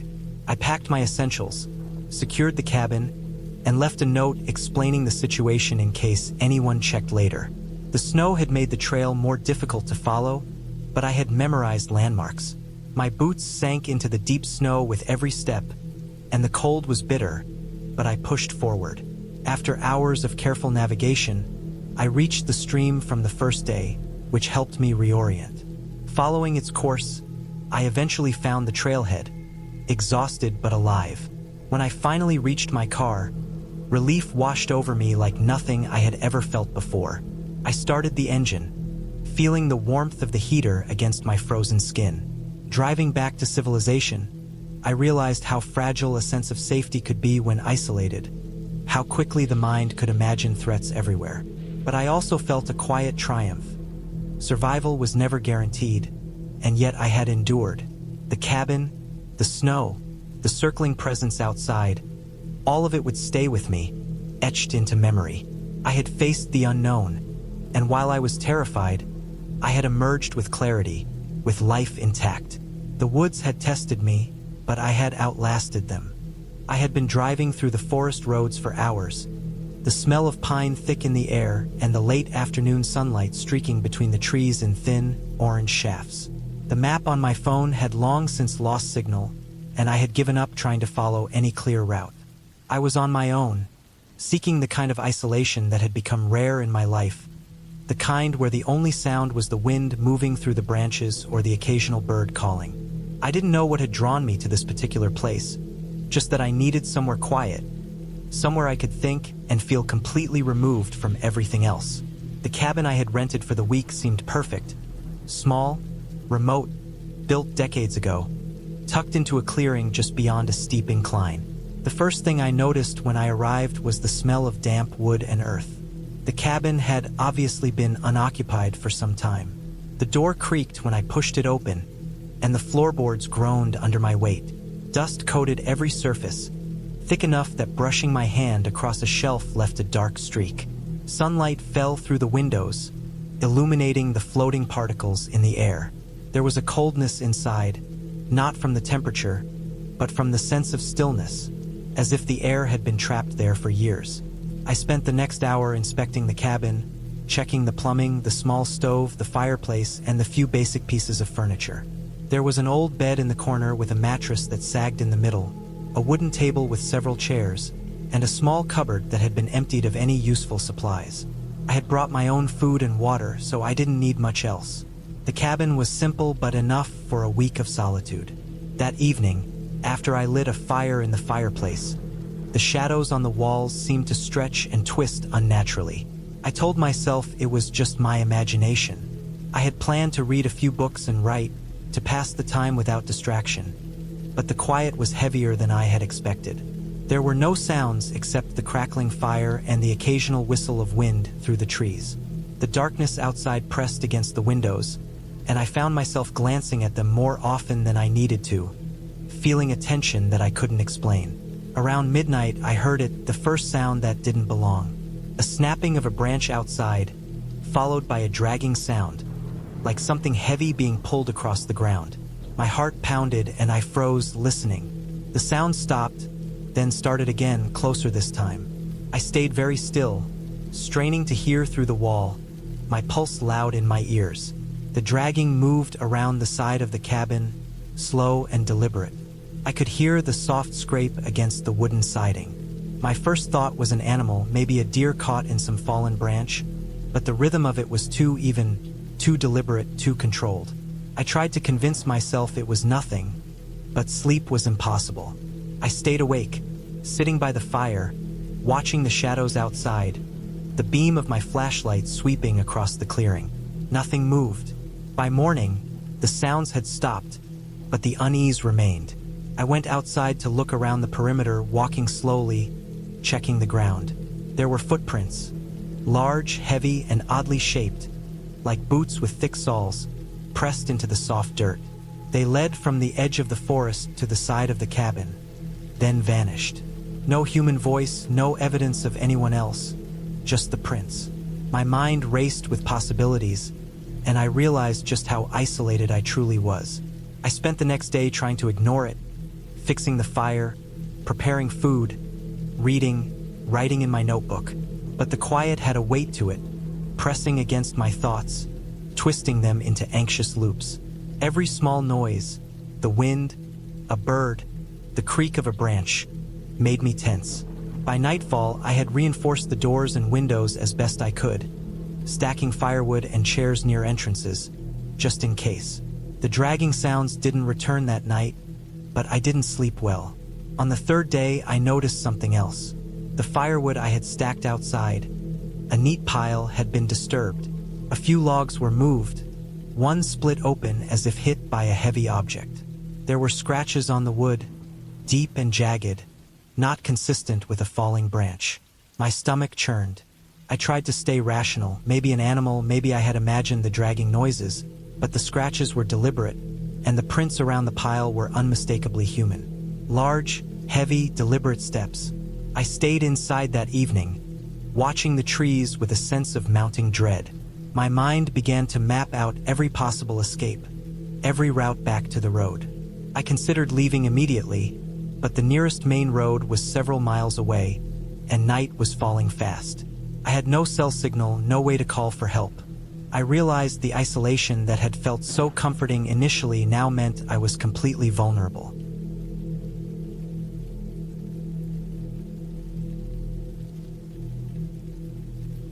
By the fourth night, I was exhausted, both physically and mentally. I had barricaded the doors, blocked the windows as best I could, and kept a knife and a makeshift weapon close. I was hyper-aware of every sound. The wind shifting, the branches moving, the distant calls of animals. Then I heard it. The dragging again, slower this time, more deliberate. It moved around the cabin, circling, stopping, circling again. I stayed perfectly still, listening. Suddenly, a window rattled. My heart leapt into my throat. Something or someone was pressing against it. I could see nothing through the darkness, only the faint outline of branches and leaves. I grabbed the knife and moved as quietly as possible, listening for the next movement. The rattling stopped, replaced by a slow, methodical scratching sound. Someone or something was trying to get in. I spent the next hour crouched in the corner, too scared to move, too tense to breathe normally. I listened as the sounds circled the cabin, stopping occasionally as if waiting. My mind raced, imagining every scenario. The cold fear in my chest was physical, gnawing at me, and I realized I had underestimated just how exposed I was. At first light, I moved carefully, trying to survey the perimeter. The ground was disturbed in multiple places, large prints all around the cabin, some closer than the previous day. They were deliberate, methodical. Whoever had come here wasn't just passing through. My options were limited. I couldn't stay, and I couldn't safely leave without a plan. I decided to gather supplies, pack what I could, and move along the less obvious trail that led deeper into the forest. It was risky, but staying meant a chance encounter I wasn't willing to take. I spent the next day preparing, moving quietly, keeping an eye on the forest edge. By late afternoon, I began my escape, taking the least obvious path, moving slowly and carefully. The forest was dense, the undergrowth thick, making every step a struggle. I heard nothing at first, but the feeling of being watched never left me. Every snap of a branch, every rustle of leaves, made me tense. I stopped frequently, trying to listen for anything unusual. Hours passed, and the path became harder, narrower, more difficult to navigate. My arms and legs were scratched from the undergrowth, my clothes torn, and I was exhausted, but I kept moving. The thought of the cabin, of the person or people who had been around it, kept me focused. I had no idea if I was heading in the right direction or not, but I needed to put as much distance between myself and that place as possible. By evening, I stumbled into a small clearing with a creek running through it. I drank cautiously, washing my face and hands, trying to regain some sense of calm. The water and the open space gave me a brief sense of safety, a reminder that I wasn't completely trapped. I set up a small, hidden place to rest, covering myself with leaves and branches, trying to stay unseen. The night was long, the cold air biting, and every sound made me flinch, but I slept in fits and starts, staying alert. The next morning, I continued, following the creek downstream, hoping it would eventually lead to a road or human habitation. Hours later, I saw signs of civilization. A dirt path, tire tracks, faint litter. My heart lifted, and I followed it carefully, keeping my senses sharp. By late afternoon, I reached a narrow road, and the sound of a passing car made me feel an immense relief. I flagged it down, exhausted, disheveled, and covered in scratches. The driver took one look at me, concerned, and agreed to give me a ride to the nearest town. In town, I finally had access to food, water, and warmth. I reported what had happened to the local authorities, But by the time they investigated the cabin, there was no trace of anyone there. No signs of a permanent intruder. No evidence beyond the disturbed firewood and the footprints. I realized that whoever had been around the cabin had left deliberately, leaving nothing behind to trace. The isolation of the forest, the remoteness of the cabin, and the lack of witnesses had made it impossible to prove what I had experienced. Despite the terror I had felt, I never returned to that area. The memory stayed with me. The sense of being watched, the dragging, the footprints, and it made me wary of isolation in the wilderness. I eventually returned to cabins in more populated areas, places where someone was nearby, where I could feel safe. The experience had taught me a hard lesson. Solitude in the wrong place could be dangerous, and the forest, no matter how beautiful, could hide threats that were patient, deliberate, and human. Even now, years later, I still think about that week. I replay the sounds in my mind, the rattling window, the dragging steps in the dark. I think about how close I had been to encountering someone with unknown intentions, how my choices, moving quietly, observing, waiting for the right moment to escape, had kept me alive. The fear was real, the danger real, and the ending, though ultimately safe for me, had required every ounce of caution, awareness, and luck. I had learned that survival wasn't just about strength or tools, but about patience, observation, and respecting the unknown dangers of isolation. I had planned this trip for months. The idea had started as a simple need to escape the city, to be alone with nothing but the sounds of the forest and the cold air brushing my face. I had been stressed for weeks at work, deadlines piling up, exhaustion weighing on my body. I needed something quiet, something that felt untouched. The cabin I rented was small, tucked deep into the mountains, far from any road or town. The directions the owner had sent me were precise, almost obsessive in detail, which at the time seemed comforting. Follow the main highway north, turn onto the gravel road marked with the old wooden sign, continue for 7 miles until the road narrowed into a dirt trail. The cabin would be at the end, next to a small creek with a view over the valley. I drove up the winding roads, the city falling further behind me with every mile. The air changed as I climbed, cooler, cleaner, with the faint smell of pine mixing with damp earth. By the time I reached the dirt trail, the sun was dipping behind the mountains, casting long shadows across the path. My headlights barely illuminated the way forward, the road twisting and turning in ways that made me grip the steering wheel tighter. I passed a few abandoned-looking hunting shacks, their roofs sagging and walls splintered. The forest felt dense here, almost suffocating, with trees growing so close to the road I could barely see the sky. When I finally saw the cabin, a wave of relief washed over me. It was rustic, made of dark wood, with a metal roof that reflected the last orange light of the day. Smoke curled from the small chimney, and I realized with a start that someone had been here recently. Not knowing who or why sent a twinge of unease through me, but I told myself it was normal. The owner had said the cabin was cleaned before each guest. I parked the car, unloaded my bags, and stepped onto the creaking wooden porch. The air was colder here than in the car, carrying the scent of wet earth and the faint sound of water flowing over rocks from the creek behind the cabin. Inside, the cabin was simple but welcoming. A small living area with a couch and a wood stove, a kitchen with old appliances but everything functional, and a bedroom tucked in the corner. I unpacked my things slowly, setting up a few candles and checking the small lanterns for the evening. The power didn't reach this far, and the cabin relied on solar panels and a generator that the owner said only worked during the day. I had brought extra batteries and a flashlight just in case. Night came quickly. The forest outside became a black wall, the wind making the branches scrape against the windows.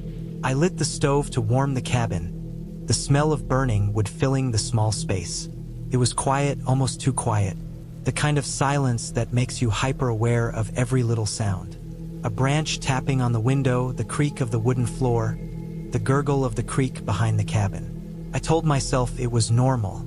This was what I had wanted: peace, solitude, a break from the constant noise of life. But then I heard it, a rustling, soft at first, outside the cabin. Not wind, not the creek, something moving through the underbrush, just beyond the reach of the porch light. I froze, listening.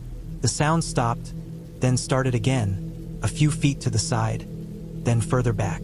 My heartbeat quickened, and I reminded myself I was in the middle of the woods. Animals were normal here. Deer, maybe a fox, even a bear if I was unlucky.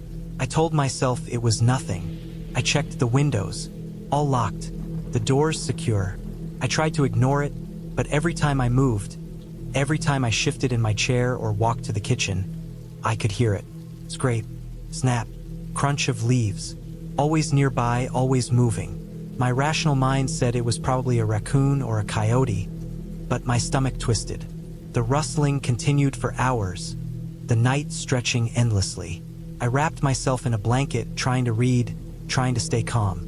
Every so often, I would glance at the window, half expecting to see a shadow pressed against the glass. Nothing, just trees swaying in the wind. Then, around 3 in the morning, I heard something else. Not rustling, not wind. Footsteps. Slow, deliberate. Not animal. Human. I froze, listening. They circled the cabin, sometimes close, sometimes stepping back into the trees. My mind raced. Who would be out here at this hour? The nearest town was miles away. It had to be someone hunting, or maybe someone lost. But why circle the cabin? Why not call out or make themselves known? I thought about leaving, but the thought of walking through the forest in the dark, alone, terrified me. No, I had to stay. I remembered the owner's instructions. Keep the cabin locked, stay inside. The area was mostly safe. Mostly. I moved to the corner of the living room farthest from the door, keeping the flashlight close. I considered calling the police, but the cell service was spotty at best. I sent a quick text to my friend, telling them where I was and asking them to check in if they didn't hear from me by morning. The footsteps continued for hours, circling, stopping, starting again. Every time I thought I had stopped hearing them, I would catch a faint scrape or crunch. At some point, exhaustion took over, and I fell into a fitful sleep, flashlight clutched to my chest.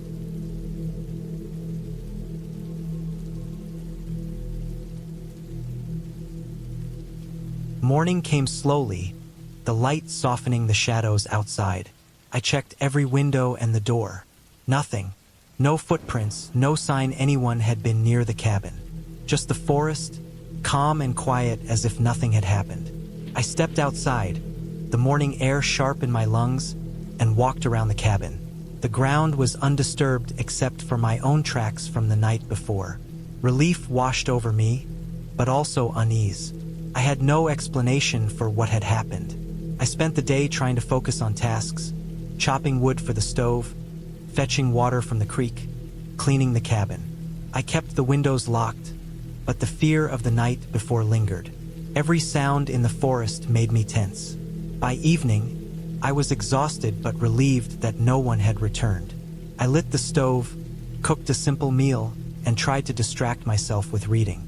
The next night, it happened again. Footsteps, slow and deliberate, circling the cabin. This time, I didn't just sit and wait. I grabbed the heavy metal poker from the stove and stayed near the door. I listened, heart hammering, waiting for something to happen. Hours passed. The footsteps stopped as suddenly as they had started. I strained my ears, but only heard the wind and the creek. Morning came again, and I checked the surroundings. This time, I found them. Footprints in the mud, circling the cabin, too large and deliberate to be an animal. Panic surged. Someone had been out there watching me maybe more than once. I packed up, deciding to leave immediately. As I loaded my car, I noticed something odd. Faint marks on the porch steps, like someone had tried to kick the door. My hands shook as I started the engine. Driving down the dirt road, I felt eyes on me, though I knew no one was there. The forest seemed to close in, shadows stretching toward the car, the wind carrying strange, distant sounds. I didn't stop until I reached the highway, the lights of the town far below, safe, familiar. Later, I reported the marks and footprints to the local authorities. They said it was unusual but not unheard of. Sometimes people came into the woods, sometimes squatters or hunters, but there were rarely incidents. They suggested not staying alone in isolated cabins at night, which I took as advice I would never forget. I never went back to that cabin. The experience stayed with me, the fear of being watched, of someone circling silently just beyond my sight, changed the way I thought about solitude. I realized that peace in the woods wasn't just about the absence of noise. It was about the presence of safety. And in that cabin, alone, I had learned how fragile safety could be, how easily it could be stripped away. Weeks later, I returned once, during the day, to gather some belongings I had left behind. The cabin looked normal, quiet, harmless in the bright sunlight. I inspected the porch carefully, noting the same marks, now faded but still visible. I took the last of my things and left, locking the cabin and the memory away. I never stayed in an isolated cabin again, never trusted the silence of the forest, and always made sure I could leave quickly if needed. The experience left a mark, not just in memory, but in instinct. I learned to notice the small things, the way leaves crunch underfoot, the faint sound of movement in shadows, the way silence can be a warning. I learned that fear isn't always born from the supernatural. Sometimes it's the very real knowledge that someone could be watching, waiting, knowing your every move while you are completely unaware. Even now, years later, I can remember that cabin, the cold air in my lungs, the smell of wet wood and pine, the sound of the creek, and the footsteps circling in the dark. I can remember the relief of daylight, the ache of tension in my muscles, and the quiet realization that I had been lucky. Lucky that the night ended without confrontation. Lucky that I had made it out, and lucky that the fear stayed only in memory, a warning for the future. Being alone in the woods taught me more than I wanted to know. It taught me how small and vulnerable a single person is, how quickly comfort can turn to fear, and how important it is to respect both the wilderness and the people who might move unseen within it. And though I never returned to that cabin, I carry its lessons with me in every hike, every trip into isolation, aware that safety is fragile, and that sometimes the scariest things are not imagined. They are real, silent, and watching. I had been looking forward to this trip for months. The city felt suffocating, with its constant noise and endless streams of people. I needed to get away, to feel the silence of a place where the only sound was the wind in the trees and the occasional bird. I found the cabin online, a small, rustic place about 6 hours away, deep in the mountains. The pictures looked perfect. Weathered wooden walls, a stone fireplace, and a small porch that overlooked a river winding through the forest. It was remote, just the way I wanted it. I didn't want anyone around. No distractions, no schedules, just me and the forest. I left the city early in the morning, driving through foggy valleys and winding roads. The closer I got, the thinner the traffic became, until I realized I hadn't seen another car in over an hour. I wasn't worried. I liked being alone. In fact, I craved it. The GPS signal started dropping as I went deeper into the mountains, but the directions were straightforward. Just follow the dirt road that branched off the main highway. When I finally reached the turnoff, the path narrowed so much that only one car could fit at a time. Potholes and mud made the drive slow, but I didn't mind. The forest looked ancient on both sides, dense and dark, as if it had been untouched for centuries. I arrived at the cabin around mid-afternoon. It was smaller than I expected, but it had a charm that drew me in. The woods smelled of smoke and pine. I parked the car beside the cabin, taking a moment to just stand there, breathing in the crisp mountain air. The river was only 100 feet away, flowing steadily and sparkling in the sunlight. The forest stretched endlessly behind me, thick with pines and oaks. I carried my backpack inside, placing it on the wooden floor. The cabin was sparsely furnished. A small table with 2 chairs, a single bed with a thick quilt, a wood stove, and a shelf with a few books. It wasn't luxurious, but it was exactly what I wanted.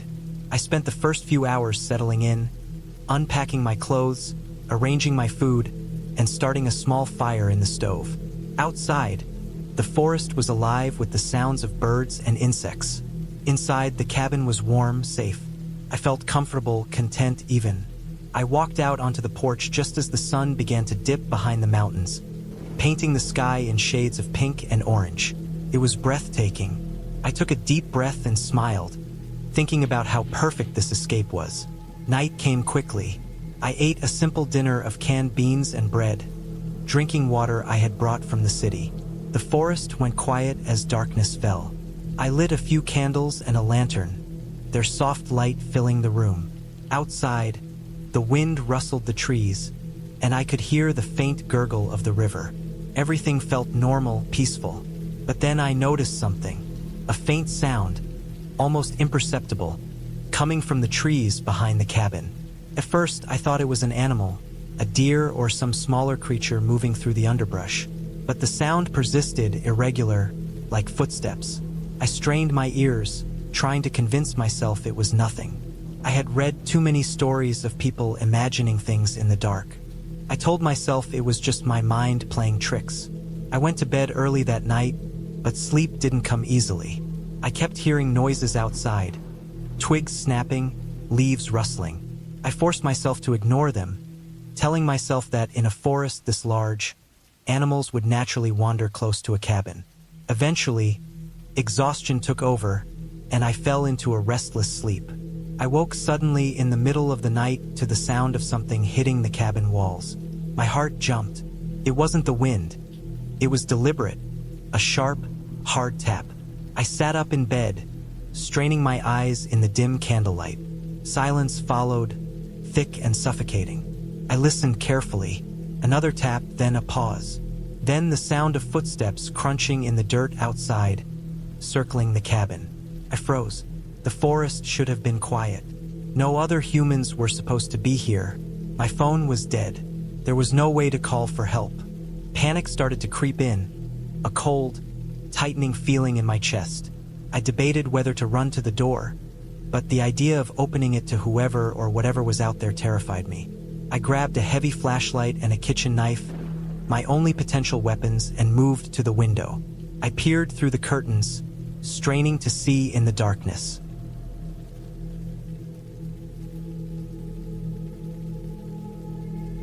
Nothing. The forest was a black void, only the dim outline of trees visible. I waited, holding my breath. Then I saw it. A shadow moving between the trees, keeping just out of the light. My heart raced. Whoever it was, they were watching me, waiting. I spent the rest of the night sitting in the bed, clutching the knife and listening to the sounds outside. Occasionally, I thought I heard a faint whisper or movement, but I convinced myself it was my imagination. By dawn, the noises had stopped. The forest was silent again, as if nothing had happened. In the morning, I stepped outside cautiously, surveying the area. There were footprints in the mud leading up to the cabin, human footprints. They were large, uneven, and fresh. My stomach sank. Someone had been there last night, circling my cabin while I slept. I took pictures of the footprints and checked the perimeter. Nothing else seemed disturbed. My first instinct was to leave, but my car was parked too close to the edge of the dirt road. The tires were partially stuck in mud from last night's rain. I didn't have the strength to push it out by myself. I decided to stay another day, but with caution. I spent the day securing the doors and windows as best I could, reinforcing weak spots with furniture and rocks. I avoided going outside except to check the perimeter. Every sound made me jump. A branch falling, a bird taking off, a distant animal call. I cooked a simple meal and tried to keep busy, but the tension in my chest never left. That night, the sounds returned. This time, louder, closer. I heard the scratching of something at the back door, the sound of someone walking on the porch. I didn't sleep at all. I stayed alert, knife and flashlight ready, every muscle tense. Hours passed, the forest outside dark and empty, but I couldn't shake the feeling that I was being watched. By the third day, I realized I couldn't wait for this to pass. I had to act. I needed to get my car out and leave. I waited until mid-morning, when the forest was quiet, and then I pushed my car carefully, managing to get it onto firmer ground. As I drove down the dirt road, I kept looking in the rearview mirror, expecting to see someone following. But the forest was empty.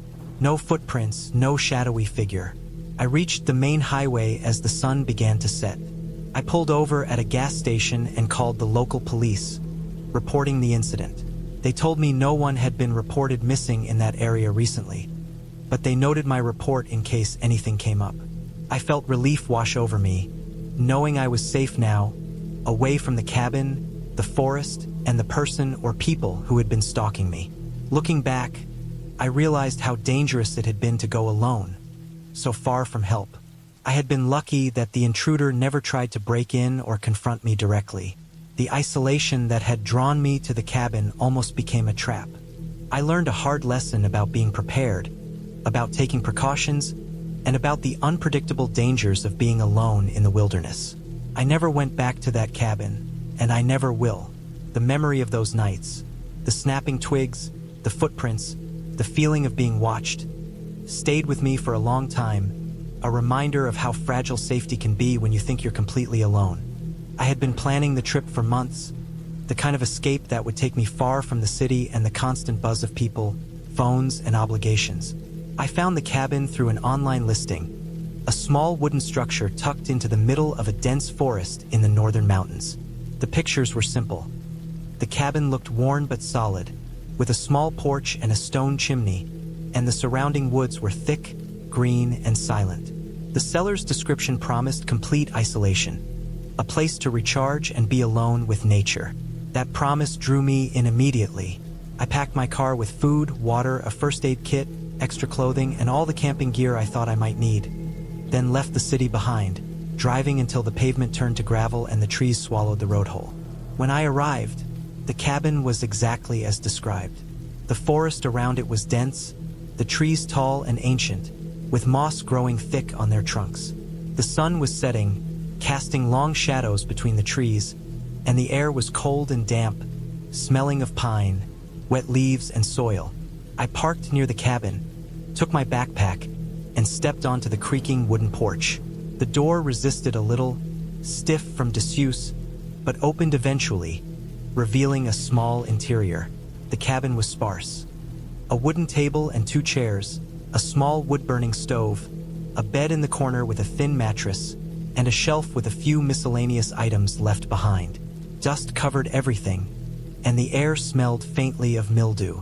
The window glass was cloudy but intact, and from them, I could see the dark forest pressing against the cabin from all sides. I set my backpack down and started checking the supplies I had brought, lighting a lantern for the coming darkness. The first night was quiet, save for the occasional sound of animals in the woods.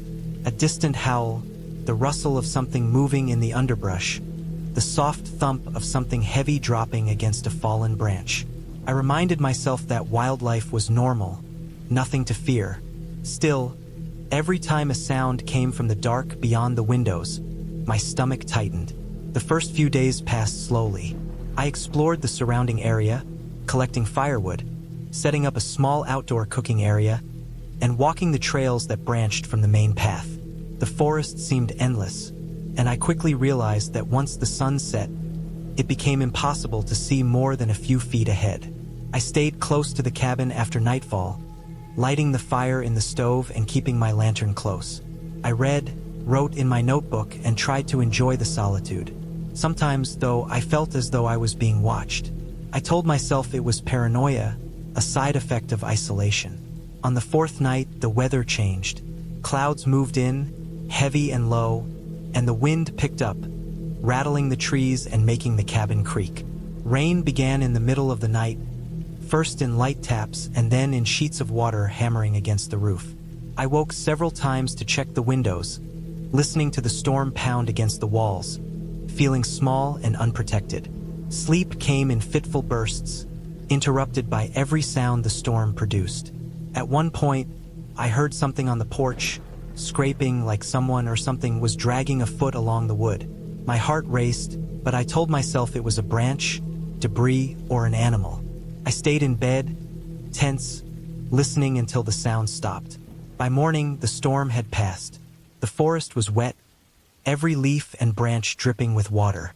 I stepped outside to assess the surroundings, picking up fallen branches and checking that nothing had been blown against the cabin. That's when I noticed footprints in the mud leading from the edge of the woods to the cabin's porch. They were deep, heavy, and uneven, not the shape of human shoes I recognized. I followed them as far as I could, but they disappeared into the undergrowth. My stomach sank. I had been careful to park my car some distance away, and I had locked the cabin door before going to bed. No one should have been there, yet the prints were there, clear as day. I spent the day on edge, checking the locks repeatedly, pacing the cabin, and thinking about what could have left them. Nothing seemed to fit. No wildlife I knew could make prints like that. But I told myself I was safe. It was probably an animal or something left by a previous visitor. Still, I could not shake the feeling that something had been near me while I slept. The next nights were harder. I couldn't sleep well, and every noise in the forest seemed amplified. The wind in the trees sounded like whispering. The branches tapping against the cabin walls sounded like knocks. The occasional snap of a twig sounded like a step approaching. I started keeping a knife next to my bed and moved the lantern to the floor so it could illuminate the whole room. I checked the windows obsessively, sometimes crawling to each one to make sure no one or no thing was out there. Each morning I examined the perimeter, looking for signs of entry. Most of the time I found nothing. Occasionally, I would see a broken branch or a disturbed patch of earth, but it was impossible to tell if it was new or old.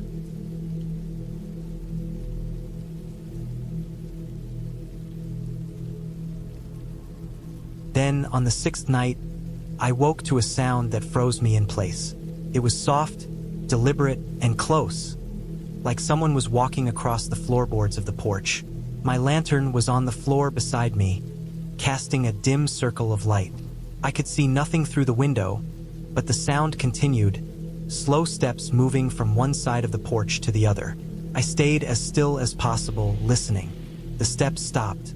Then, a soft scrape, like metal against wood, moved along the porch edge. I realized the cabin door was shaking slightly. My mind raced. Whoever or whatever was out there could have broken in. I gripped the knife, barely breathing. The door rattled again. Then silence. The stillness of the night pressed against me, thick and heavy, and I waited, eyes wide, listening to the occasional drip of water from the eaves. Hours passed like this, though time seemed stretched and distorted.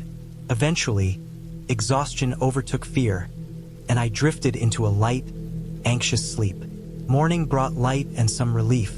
I checked the perimeter immediately, finding small scratches in the wood of the porch near the door, marks that hadn't been there before. Nothing else. I considered leaving immediately, packing my car and returning to civilization, but I felt trapped by isolation. I had come for solitude, and leaving so soon would feel like defeat. I tried to rationalize. The prints, the scratches, the noises, they could all be explained by animals or weather. The forest was full of life, and storms could move branches in strange ways. Still, I made sure the locks were secure, reinforced the door with a piece of wood, and stayed alert. The next few days were tense. I didn't venture far from the cabin. I kept a fire going constantly and checked the surroundings repeatedly. I noticed small changes each day. Branches that had been moved, disturbed earth, footprints that appeared in the wet soil after rain. I realized that whatever was near the cabin had been coming and going, observing me. It was patient, careful, and silent. The forest had become a place where every shadow, every sound, felt like a threat. On the 9th day, I decided to investigate. I couldn't stay passive anymore. I packed a small bag with food, water, my knife, and a flashlight, then followed a set of footprints that led from the back of the cabin into the woods. They were large, uneven, and disappeared quickly into thick undergrowth. I moved cautiously, aware that I could be walking into danger. The forest was dense, branches catching at my clothing, roots tripping me, and the shadows seemed to close in. After about half a mile, I found evidence that someone or something had made a small camp. A fire pit with ashes, flattened grass, and broken branches arranged around the site. No human belongings, no trash, nothing that could identify the intruder. The place looked abandoned, but it had been used recently. I didn't stay long, returning to the cabin with a mixture of relief and fear. Someone had been watching, maybe staying nearby for days, but I had not encountered them directly. The following nights were tense beyond description. Every sound seemed magnified. I slept in short bursts, always awake long before dawn, checking the windows, listening to the forest. On the 12th night, I woke to a different sound, a low, guttural growl. It was deep, resonating through the floorboards. I froze. The sound moved slowly around the cabin, coming from all directions. I realized it wasn't an animal I recognized. I gripped the knife and waited, sweat running down my back.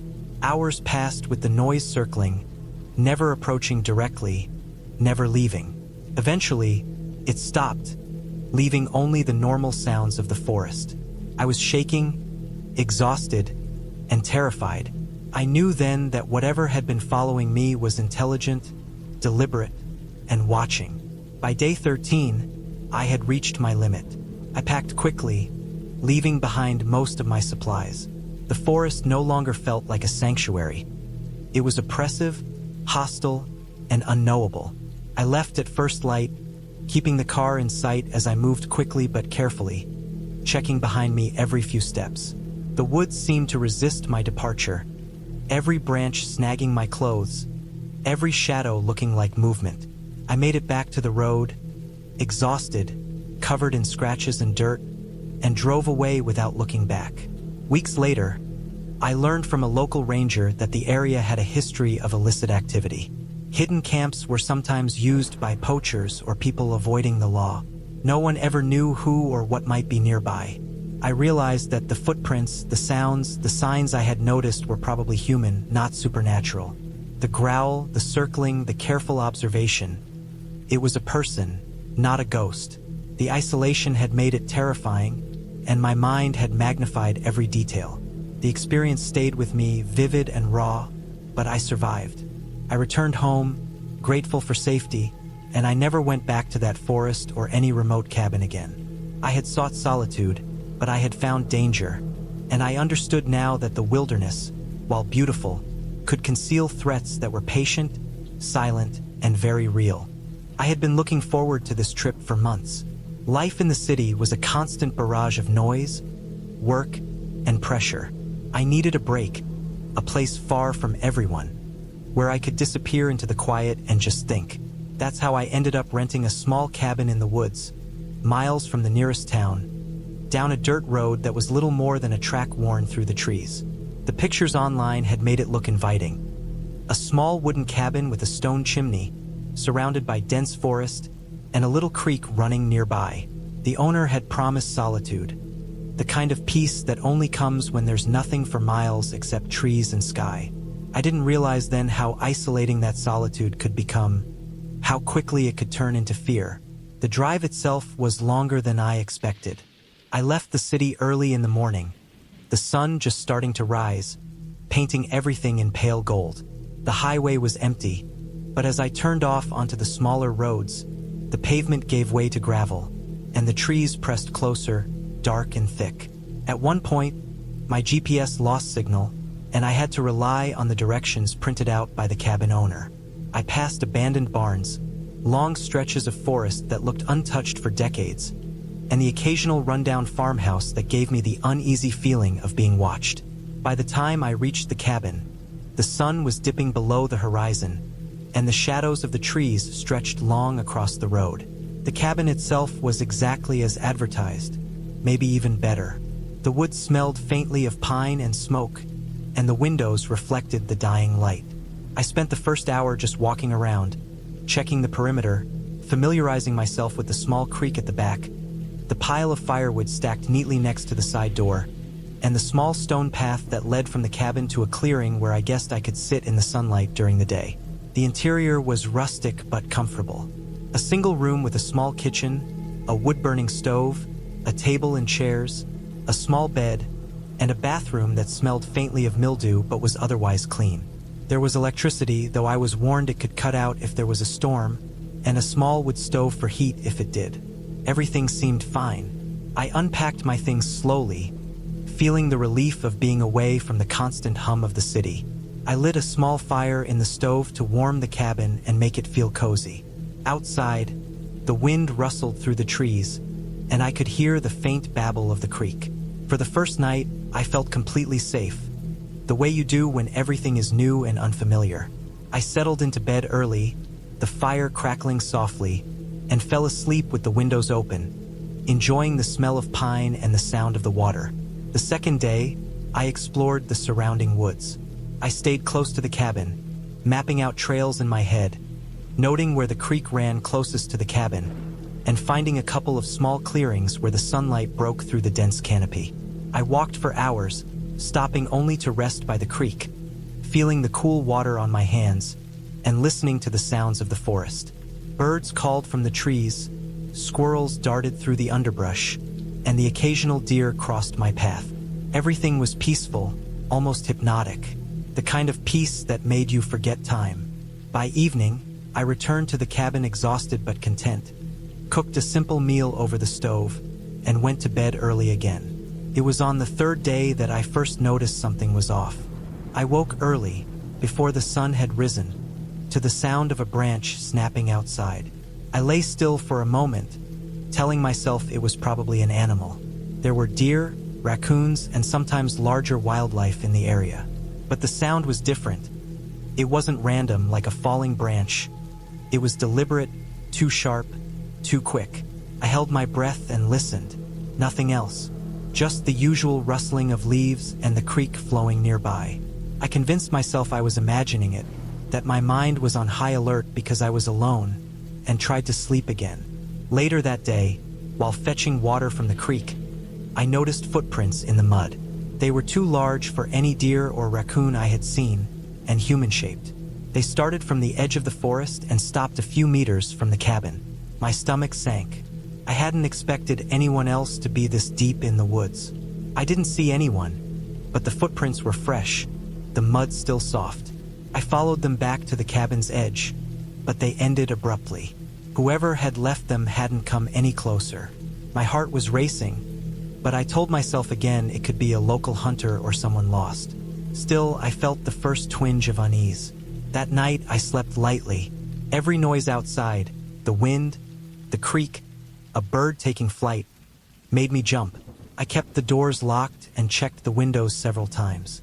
Around midnight, I thought I heard a soft scraping at the side door. My pulse quickened, but when I got up and shined my flashlight toward the door, nothing was there.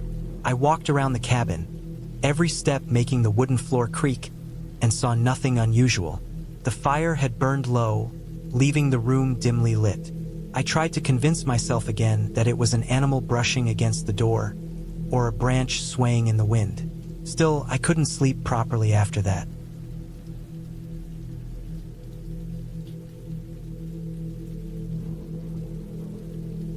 By the third night, I realized I had underestimated the vulnerability of being alone in a place like this. I stayed awake almost all night, listening, scanning the darkness outside with a flashlight. At one point, I saw movement in the distance, shadowy between the trees. Not clearly human, not clearly animal. I could feel my hands shaking, my mind spinning with possibilities. I thought about the wildlife, about the rare reports of people getting lost or attacked, and I realized how little protection I had here. My phone had no signal, the nearest neighbor was miles away, and I had only basic supplies. The days after that blurred together in a tense rhythm. I moved slowly, cautiously. Every time I left the cabin, I carried a heavy stick for protection, constantly scanning the surroundings. I collected water from the stream nearby, cooked simple meals, and tried to keep my mind occupied. Sleep became impossible. Every sound outside sent a jolt through me. Sometimes I thought I saw figures moving in the trees, just at the edge of perception. I didn't know if it was imagination, paranoia, or something real. On the fifth day, things escalated. I heard deliberate knocking at the cabin door. Heavy, slow, repeated. My heart stopped. I checked the windows, nothing. The knocking continued, for a long time, until I realized it was coming from the roof. Someone or something was up there, moving across the shingles, stepping carefully. I felt trapped, cornered in a place I had once felt safe. I considered calling the police, but there was no service, no way to reach anyone. Panic set in. I thought about running, but running into the forest would be even worse. Whoever was outside could easily follow me, corner me among the trees. The next hours were a haze of fear. I stayed crouched behind the stove, trying to control my breathing, listening to every sound. Eventually, the movement stopped. I didn't sleep that night. Morning brought some relief. No footprints on the roof, no signs of anyone outside. But the tension didn't lift. I realized that fear had a way of magnifying reality, turning shadows into figures, wind into whispers, and isolation into threat. I spent the next day preparing for the possibility of having to leave suddenly. I packed supplies, filled my car's gas tank, and made a mental plan for escape. I memorized the route back to the main road, noted landmarks, and prepared a bag with food, water, and a first aid kit. I wasn't sure what I would do if someone followed me, or if I ran into trouble on the forest road. The sense of urgency kept me tense, alert, and exhausted. That night, I finally decided I couldn't stay another night. I left before dawn, moving carefully, watching the trees, listening. The forest was still, almost unnaturally so, and every crack of a branch made me jump. I drove slowly along the dirt road, scanning the sides for movement. When I finally reached the paved road, relief washed over me. The nearest gas station was 20 minutes away, and I stopped there to catch my breath, call the police, and consider my options. The police listened, took a report, and warned me about isolated areas like the one I had visited. They couldn't investigate immediately without more evidence, but they promised patrols would check the area. I drove home, exhausted but safe, feeling a strange mixture of relief and lingering fear. The forest had felt alive in a way that was terrifying, and the isolation had made every sound, every shadow, every step feel threatening. Weeks later, I looked back on the experience with a clearer perspective. I realized the danger hadn't been mystical, it hadn't been supernatural, it had been very real. The cabin itself wasn't unsafe, but being alone, unreachable, and vulnerable in the middle of dense woods had amplified every small risk into something terrifying. I learned the importance of preparation, of situational awareness, and of respecting isolation. That cabin trip had started as a peaceful retreat and turned into a stark lesson about vulnerability and survival.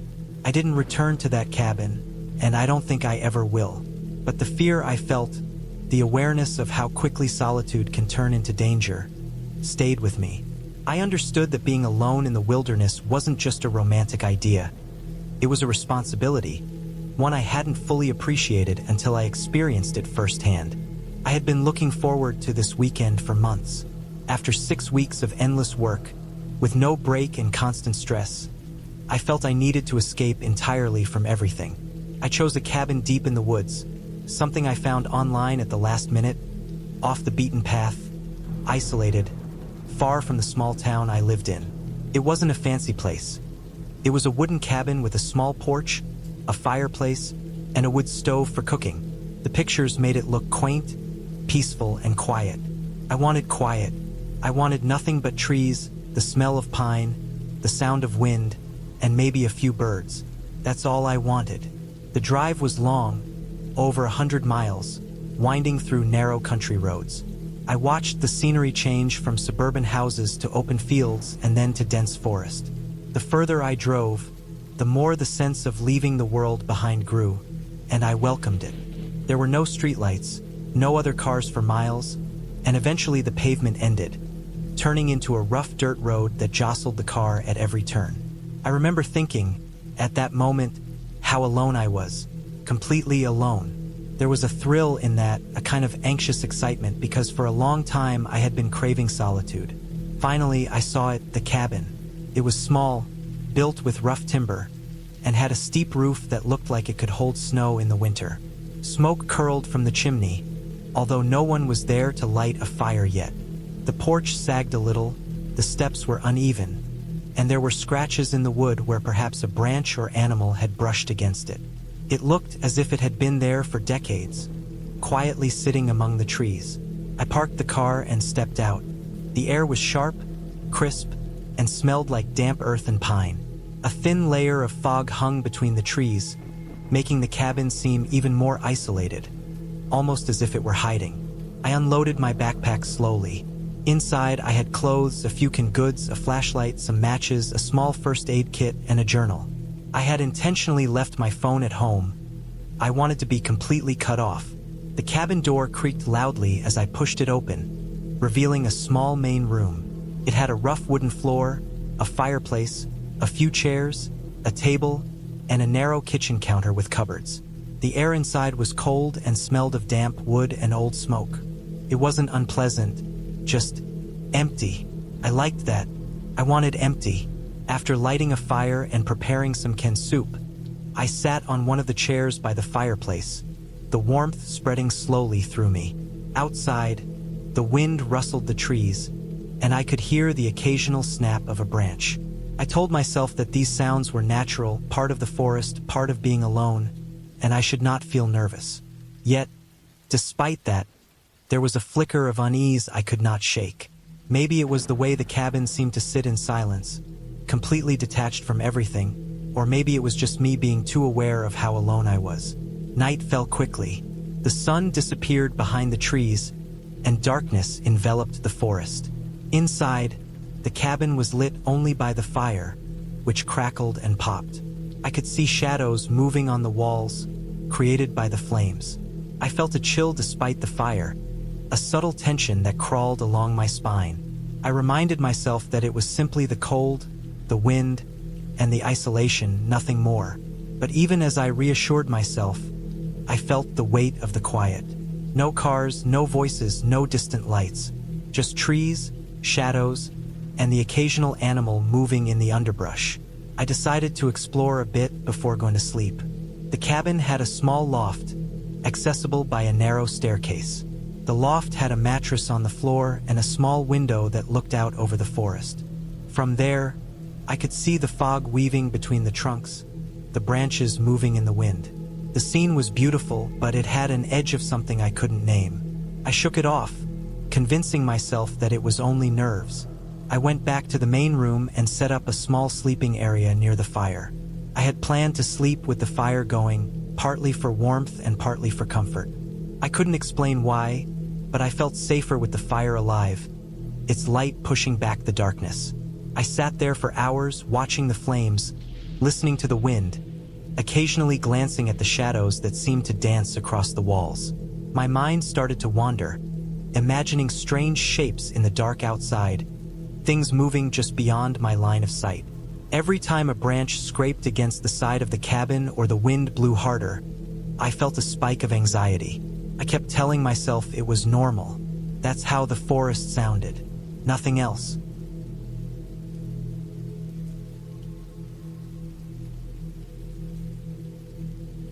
I decided to head back, but the walk turned into something else entirely. Every tree looked similar, and I began to realize that I had no sense of direction. The sun had shifted, and the cabin's location was nowhere in sight. Panic started to creep in, subtle at first, then stronger as the minutes passed. I had brought a map and a compass, but the thick canopy made it difficult to get a clear bearing. My heart was pounding, my breath short. I tried to stay calm, telling myself to take one step at a time to observe landmarks. But there were no landmarks, just trees, shadows, and an oppressive sense of being enclosed. Hours seemed to pass.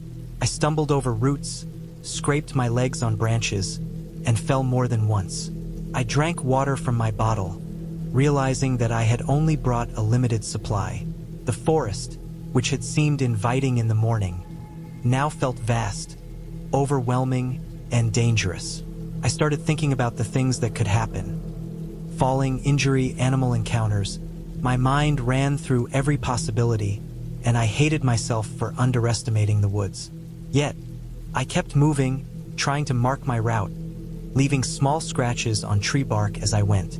Eventually, as the light began to fade, I caught a glimpse of something familiar.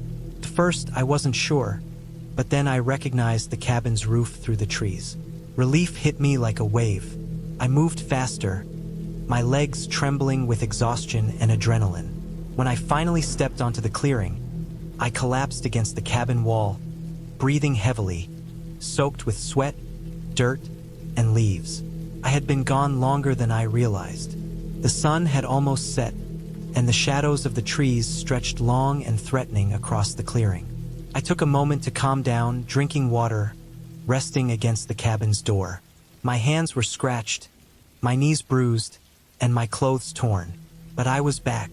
The fear that had been building inside me finally started to ebb, replaced by a profound sense of relief. I lit the stove and made a small meal, eating in silence, listening to the wind that now felt less threatening and more like a lullaby. The night came, dark and heavy, but this time I didn't feel watched.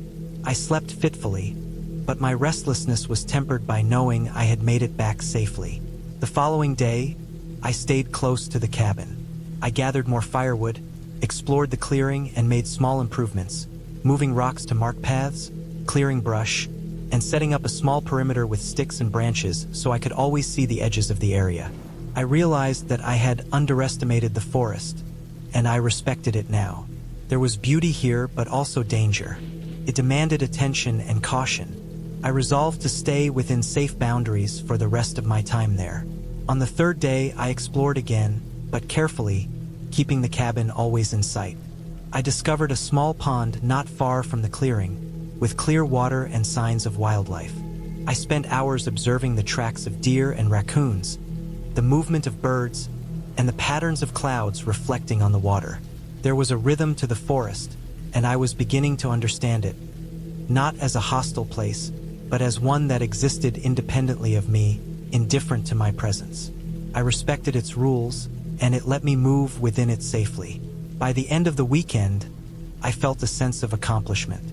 I had survived, learned, and adapted. I left the cabin with a deeper understanding of isolation, the necessity of preparation, and the fine line between caution and panic. The forest had challenged me, tested my instincts and patience, but it had also given me a clarity I hadn't felt in years. Driving back down the narrow road, I looked at the cabin in the rearview mirror, small and quiet among the trees. I felt gratitude for its shelter, for the lessons it had taught me, and for the relief of returning to the familiar noise and chaos of the world I had left behind. I knew I would come back, not because it was easy or safe, but because it demanded respect, and in that respect I had found a kind of strength I didn't know I possessed. And even as I returned to the city, I carried the memory of that clearing, the smell of wet pine, and the knowledge that I could survive alone, in the quiet, among the indifferent and powerful woods. It was not a perfect ending. There had been fear, uncertainty, and exhaustion, but it was real, and that reality made it clearer, sharper, and more meaningful than anything I had experienced in my ordinary life. I had planned the trip for weeks. The idea of a quiet, isolated cabin in the forest seemed perfect, a chance to escape everything and spend some time alone with my thoughts. The cabin was advertised as off the grid, reachable only by a narrow, dirt road that twisted through dense woods. It was a place where cell service dropped to zero, and the nearest neighbor was over a mile away. I liked the sound of that, peace, quiet, and solitude. What I didn't fully realize was how easily that solitude could turn into something suffocating, how quickly isolation could start to feel dangerous rather than serene. I arrived in late afternoon. The sky was overcast, and the forest around me was dark and heavy with moisture from a recent rain. The trees loomed over the road, and the occasional bird call seemed distant and lonely. When I finally spotted the cabin through a break in the trees, it looked exactly as the listing had promised. Small, wooden, rustic but intact, with a stone chimney and a thin wisp of smoke curling into the air. The smell of wet pine and earth hit me as I stepped out of my car. Inside, the cabin was simple but welcoming. There was a small kitchen, a living area with a wood stove, a bedroom with a narrow bed, and a bathroom with a shower and running water. It wasn't luxurious, but it was clean, and it had everything I needed for the week. I unpacked slowly, taking my time to place my things neatly, enjoying the sense of control over this small space that belonged entirely to me. Outside, the forest pressed close against the cabin walls, thick and dark, almost seeming to breathe around me. The first night was peaceful. I lit a fire in the stove, settled into a chair with a book, and listened to the rain tapping against the roof. The darkness outside was absolute, and for the first time in months, I felt completely alone, completely away from the world. I slept deeply, the sound of the rain lulling me into rest, and when morning came, the forest was quiet and misty, with sunlight struggling to break through the gray sky. The second day, I decided to explore the surrounding woods. I followed a faint trail I had noticed from the cabin, moving slowly, alert to the sounds of snapping twigs and rustling leaves. The forest was dense and tangled, full of roots and fallen branches, and I had to be careful where I stepped. I saw small signs of life, birds, a squirrel darting across the trail, but otherwise, there was a heavy stillness. I thought about how easy it would be to get lost here, and I made a mental note to remember the landmarks. A large rock, a fallen log, a tree with a strange bend in its trunk. I returned to the cabin in the late afternoon. The sun had disappeared behind clouds again, and the forest was shadowed and silent.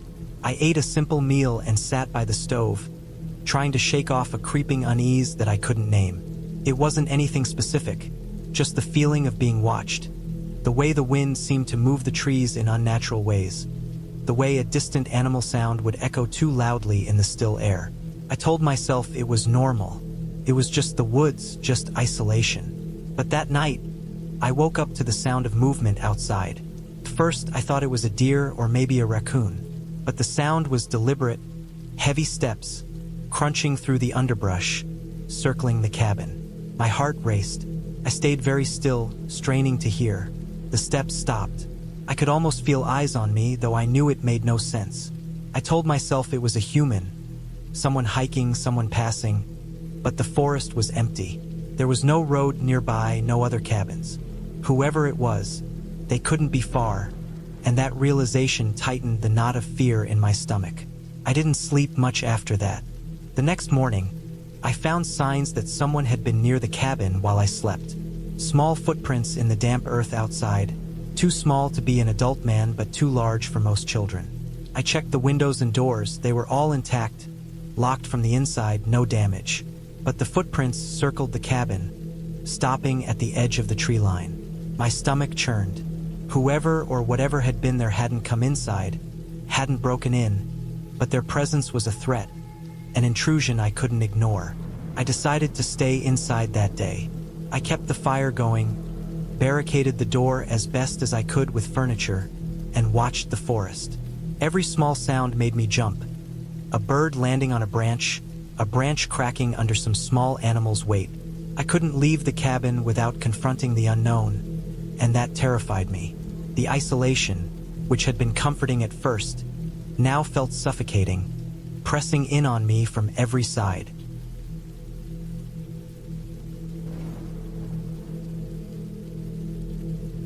At some point, I finally decided to lie down. I left the fire small but burning and covered myself with a blanket. The sounds outside were constant now.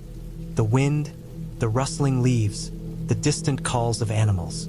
I tried to focus on breathing slowly, telling myself that I was safe, that the cabin had solid walls and a sturdy roof. But then I heard it, a sound that didn't belong. A soft thump, followed by a dragging noise, coming from just outside the cabin. I froze. The sound stopped for a moment, and then I heard it again, closer this time, moving along the side of the cabin. My heart raced. I did not know what it was. I told myself it was an animal, maybe a deer or a raccoon, but the sound did not match any animal I knew. It was deliberate, heavy, moving along the cabin's wall. I reached for my flashlight and shined it toward the window. Nothing. I held my breath, listening. The sound stopped. The wind rustled the trees, and I began to convince myself it was a branch scraping against the wall, exaggerating itself in my mind. I slowly lay back down, trying to calm my racing heart. I fell into a restless sleep. When I woke, it was dark again, the fire reduced to embers. I tried to dismiss the night as nerves. The day passed slowly. I collected firewood, explored the surrounding area, and tried to occupy myself with chores. Cleaning the cabin, organizing my things, preparing food. But there was a sense of being watched that lingered. I tried to convince myself it was impossible. Who would be there? The cabin was miles from any road, The nearest town was a 30-minute drive, and yet the feeling persisted. Every rustle of leaves, every snapping twig made me jump. As evening approached, I began to prepare for another night. I reinforced the windows and the door as best as I could, stacking some firewood near the entrance for additional weight and security. I double-checked the locks, tested the door, and sat down near the fireplace. I kept my flashlight within reach and my phone in my backpack, even though I had no signal. I told myself that I was prepared for anything, that the isolation was only part of the experience I had wanted. But deep down, I knew I was tense, and the tension only grew as night fell again. Around midnight, I was awakened by a loud banging sound at the front door. My heart jumped into my throat. I froze, listening. There was nothing else, just the door, rattling from heavy, deliberate knocks. I didn't move. I wasn't sure if it was a person or something else, but instinct told me to stay still. I reached for my flashlight again. The knock stopped for a moment, then started again, softer, slower, methodical. Whoever it was, they were trying to get in. I realized my first instinct, call for help, was impossible. There was no one to call. I tried to control my fear. I remembered the fire and the fact that the cabin had solid walls. Whoever or whatever it was, I told myself, could not break in easily. I grabbed a heavy log from the fire, preparing to defend myself if necessary. The knocking continued, irregular now, sometimes stopping for several seconds before starting again. I moved toward the back of the cabin, checking the windows. All secure. Then I noticed something I hadn't before. Small scratches along the wood near the door frame. Fresh scratches. Someone had been here before, had tried the door. The realization hit me hard. This was not a random event. Someone had been observing the cabin, possibly waiting for me to arrive. My stomach twisted with fear and adrenaline. I had no weapon except the log. I had no way to escape quickly. I tried to calm myself, thinking of my options. Then I remembered the loft window. It was small, but perhaps I could climb out and run into the forest if necessary. The knocking stopped suddenly. I held my breath, straining my ears. The wind howled outside, but there were no other sounds. Minutes passed. Then, a low, deliberate scraping noise against the wood. I understood what it was. Someone was trying to pry the door open. I grabbed the log and backed toward the loft. The window was small, tight, but I managed to push it open. The air was icy. I climbed out carefully, listening. The sound of someone fumbling at the door continued. I ran blindly into the forest, tripping over roots, falling into bushes, branches scraping against my skin. I didn't look back. I ran until my lungs burned, until I reached a narrow dirt road. By some miracle, a car passed. I flagged it down, gasping and bleeding slightly from the branches. The driver stared at me, confused, as I tried to explain breathlessly. Eventually, they understood and took me to the nearest police station. The police came with me back to the cabin the next morning. The cabin was empty, but there were clear signs that someone had been inside recently. Footprints in the dirt, scratched wood, discarded cigarette butts. They searched the area but found nothing else. It was clear the person had seen me and had been watching for weeks, waiting. I never went back to that cabin. I moved to a different part of the country and rented a small apartment in a safe neighborhood. I kept the memory with me. The isolation, the quiet that turned into fear, the knowledge that someone had been there, so close and had intended harm. I learned something about myself. I thought I could handle solitude completely, but I hadn't considered what real danger in isolation felt like. The fear wasn't just in my mind. It was real, and I never forgot it. Even now, years later, when I hear a branch scrape against my window or a knock on a door late at night, my body tenses in the same way. That cabin, deep in the woods, taught me that danger can come in silence, without warning, and that being prepared means more than locks and logs. It means awareness, caution, and respect for how vulnerable solitude can make you. I survived, but the memory stayed with me, detailed and vivid, a reminder of how fragile life can feel when the world disappears and you are truly alone. I remember the drive to the cabin vividly, though at the time I didn't think much of it. The road was narrow, twisting through the dense forest that seemed endless on both sides. It was late autumn, and the trees were bare, their skeletal branches scratching against the gray sky. The wind pushed cold air into the car through the cracks of the old window, and the smell of wet leaves and dirt clung to the tires. I had been alone for most of the drive, the only sound the engine rumbling beneath me and the occasional rustle of small animals in the underbrush. The cabin was farther than I expected. GPS showed I was still 20 minutes away when the sun began its slow descent. The forest became thicker, darker, and more isolated. My headlights cut narrow paths through the mist, reflecting off low-hanging branches. There was a river somewhere to my left. I could hear it in the distance, the faint roar of rushing water. The road became more of a trail, gravel mixed with mud, barely wide enough for one car. I had to slow down, careful not to skid off into the thick forest that bordered the path. By the time I reached the clearing, the sun had disappeared completely. The cabin sat at the end of a small rise, built from heavy logs that had darkened with age and rain. Smoke curled faintly from a stone chimney, though I couldn't tell if it was recent or just remnants from an old fire. The windows were dirty, streaked with rain and grime, and reflected the surrounding darkness back at me.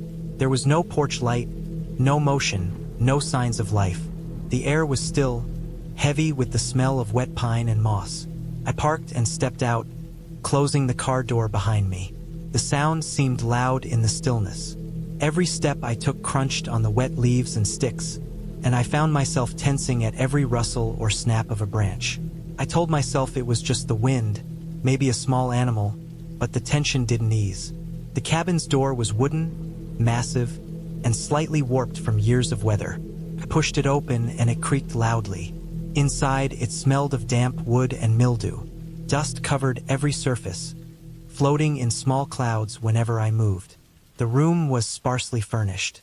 A wooden table with 2 chairs sat in the center, a rusted stove rested against the far wall, and a small sink was tucked into the corner. There were signs that someone had been here recently. A half-empty can of food, an old blanket folded over a chair, but nothing indicated anyone was still present. The windows were small, letting in little light, and the shadows of the room seemed to stretch long and deep in the fading evening. I set my backpack down and began exploring. The cabin had a small hallway leading to 2 bedrooms and a bathroom. The bedrooms were basic. 1 bed in each, the mattresses thin and stained, sheets crumpled and musty. The bathroom was simple, a small sink and toilet, with a shower stall that had a broken glass door. Water from the tap ran, but it was cold and slightly murky. Still, I felt relief knowing I could wash the dust off my hands and face. Night fell quickly. I lit a small lantern I had brought, placing it on the table. The light was dim, but it provided a small circle of comfort in the oppressive darkness. The forest outside the windows was a wall of black, and the wind had picked up, shaking the cabin slightly, making the wooden walls creak. I could hear small noises outside, branches snapping, the faint scurrying of animals, and sometimes a sound that made my stomach tighten. A low, dragging noise, like something heavy moving across the forest floor. I tried to ignore it, telling myself it was deer or some other animal. I set up a small fire in the stone fireplace, struggling to get it started with damp wood I found stacked near the cabin. The flames sputtered and hissed, giving me a comforting warmth, though it barely pushed back the cold seeping into my bones. I sat close to the fire, wrapping myself in the old blanket, and tried to rest. But every sound outside made me tense. Every gust of wind seemed to bring movement in the darkness. Around midnight, I heard it again, a dragging, deliberate sound. It wasn't random like the wind or an animal. This was different. It was heavy, measured, and persistent. My heart rate shot up. I stayed frozen by the fire, straining to hear through the walls. It came closer, stopping briefly, then moving again, slow and careful, almost as if whoever or whatever was outside was watching.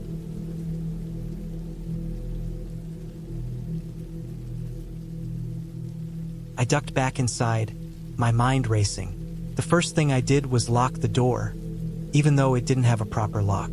I wedged a chair under the handle, then set about preparing the cabin defensively as best as I could. I stacked heavy furniture near the windows, put the fire poker by the bed, and kept my flashlight in hand. I tried to stay calm, telling myself I was overreacting. Maybe it was a hiker or a hunter or some neighbor checking the area. But the thought didn't last. The movements outside continued, slow, deliberate, circling the cabin. I could hear the crunch of leaves, the subtle snap of twigs, always just out of the light. I couldn't see a face, but I knew I was being watched. Hours passed. I didn't sleep. I kept the fire alive, knowing I had to see anything that moved outside. I rationed my energy, keeping my body as still as possible to stay alert. Every time a branch cracked, my heart jumped. At some point, the wind died down, but the noises did not. They were quieter now, subtle shifts in the darkness, always keeping me tense. I kept a constant vigil, shining the flashlight into the trees, but the figure never revealed itself fully. I couldn't tell if it had a weapon or if it was just trying to scare me. My mind ran through every scenario, from the best case to the worst. By morning, exhaustion had set in. My eyes were bloodshot, my muscles tense, my body shaky. I debated leaving immediately, but the road down to the main road was long and narrow. Anyone outside could see a car moving. I realized that I had to wait for better light. The first pale light of dawn filtered through the trees, and I saw the tracks more clearly. There were multiple sets of footprints around the cabin. Not just one figure, but several. They were careful, circling like they had been planning something. Panic surged, but I forced myself to think. I gathered my things, packed efficiently, and left the cabin from the back door, taking a path through the trees that led to the road I had come in on. The journey out was tense. I kept low, constantly scanning. The forest was still alive with movement, but I didn't see anyone. The sun rose, and the shadows receded. I kept walking until I reached the road, then ran the last stretch. My car was still where I had left it, but I didn't check for anyone behind me. I got in, locked the doors, and started the engine. I drove as fast as the gravel road would allow, eyes scanning constantly. The forest seemed to press close on either side, the morning light not enough to chase away the feeling of being followed. I finally reached the main road, the first signs of civilization visible. A truck passed by, honking briefly, and I felt a flicker of relief. I kept driving, stopping only once I reached a gas station. I refueled, bought water, and called the local sheriff, reporting the tracks and the feeling of being watched. They took my report seriously, though they told me the area was known for transient groups, sometimes people hiding or squatting in abandoned cabins. No one was harmed, they said, but the feeling I had, the fear, the tightness in my chest, the constant vigilance, would stay with me for a long time. Afterward, I didn't return to the cabin. It stayed in my mind for months.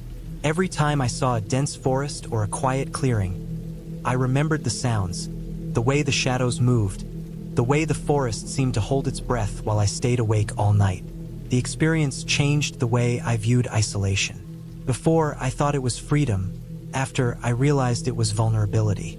I understood, in a very personal way, that solitude in the wilderness could be dangerous in ways no storm or cold could prepare you for. Months later, I learned from local news that someone had been arrested in the region. A group of men squatting in abandoned cabins and preying on hikers and travelers. Nothing had been taken from me, but it was clear that the tracks outside my cabin were theirs. They had likely watched me for hours, deciding if I was a target or if I would leave on my own. I shivered, remembering how close I had been. I understood that I had survived not because of luck, but because I stayed calm, stayed aware, and made the right choices in the moment. Even now, when I think of that weekend, I feel the cold air of the forest on my skin and the weight of being watched. I realized that the fear I felt then was real, primal, and justified.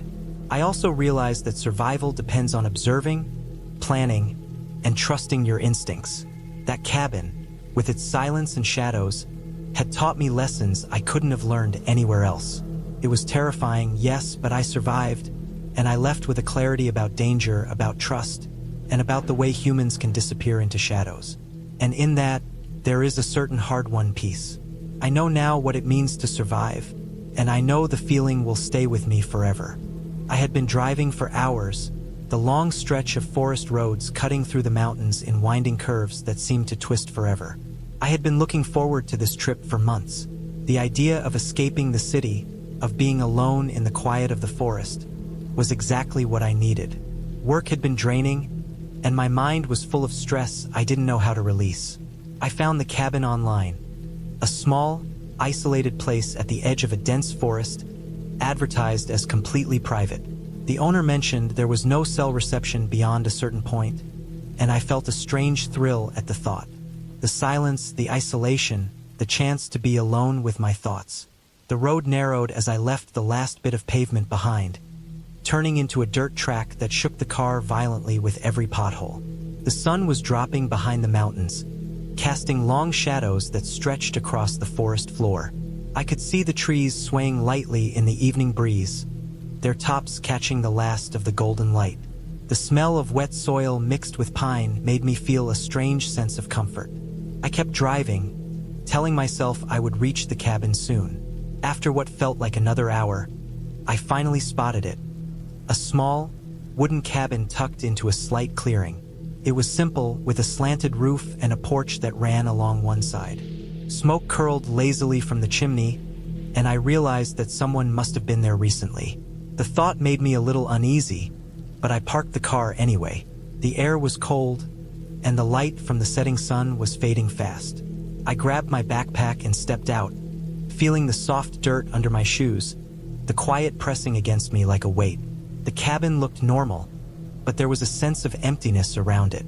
The surrounding forest was thick and dense, the trees forming a wall on all sides. I walked onto the porch and tested the door. It opened without resistance. Inside, the cabin smelled faintly of wood smoke and damp. The furniture was sparse but clean. There was a small table, a couple of chairs, a bed pushed into the corner, and a wood stove. I set down my bag and walked to the window, looking out at the darkening forest. Already, the shadows were stretching and moving in ways that made me uneasy.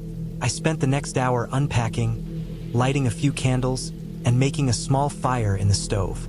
The cabin was quiet, almost unnaturally so. There were no sounds of animals nearby, no wind through the trees, just an eerie stillness. I tried to shake off the feeling that someone was watching, but I couldn't. I told myself it was just my imagination, the silence playing tricks on me. I prepared a simple dinner and ate slowly, listening to the faint crackle of the fire. Outside, the forest was completely dark now, and the moonlight barely reached the clearing. As I finished eating, I realized I needed to collect firewood before the night grew colder. I grabbed my jacket and stepped outside. The air was sharp, carrying the scent of pine and wet leaves. The forest looked different at night, ominous in ways I hadn't noticed in the daylight. I walked to the edge of the clearing, gathering small branches and logs, stacking them near the cabin. Every sound made me jump. The snap of a twig, the rustle of leaves, the distant call of a bird. My heart was racing, and I tried to calm myself, telling myself I was being careful and nothing was around. By the time I returned to the cabin, my arms were tired from carrying wood. I placed it near the stove and locked the door behind me. Sitting by the fire, I tried to relax, feeling a strange tension in my chest. The darkness outside pressed against the windows, and I realized that if someone or something wanted to, they could be out there watching me without me noticing. The thought made me uneasy, but I tried to focus on the warmth of the fire. Later, I decided to explore the rest of the cabin. There was a small loft above, accessible by a narrow staircase. The loft was empty except for an old mattress and some blankets. Dust covered the floor, and I noticed footprints that seemed fresh. That made my stomach knot. Someone had been here very recently, but who? I couldn't remember seeing any car on the way up, and I had been the only one on this road for miles. The realization made me check the locks again, making sure every door and window was secure.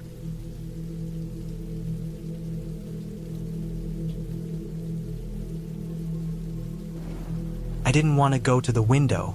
I didn't want to know. I tried to rationalize it. Maybe a hiker had lost their way, maybe a hunter. But the forest here was remote, and the trail to the cabin wasn't visible from the road anymore. Anyone coming here in the middle of the night would either be desperate or dangerous. Hours passed, and the noises stopped. I tried to sleep, sitting in a chair by the fire, blanket around me, but every small sound jolted me awake. At one point, I dozed off and woke with a start. The fire was dying, smoke curling into my eyes, and the dragging noise had started again. This time, it was accompanied by a low, wet sound, like something being pulled across mud. My stomach dropped.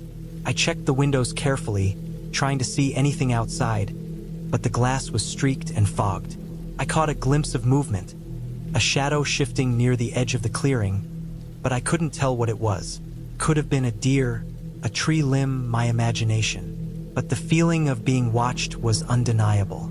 I realized then that I needed to prepare, to protect myself if necessary. I moved to the car and retrieved a small hunting knife I had packed, along with a flashlight and some rope. I placed the knife on the table, keeping it within reach, and checked the doors and windows. The cabin was old, but the doors were heavy and solid. I wedged a chair against the door as an extra precaution. The night dragged on. The forest seemed alive with movement, the wind carrying strange sounds, leaves rustling in unnatural patterns. I could hear the dragging sound again, moving around the cabin, stopping, starting, shifting directions. My mind raced through every worst-case scenario. Lost hiker, desperate criminal, wild animal that was somehow bigger than normal. By morning, the dragging had stopped. The wind had calmed, and the forest was quiet except for birds starting to stir.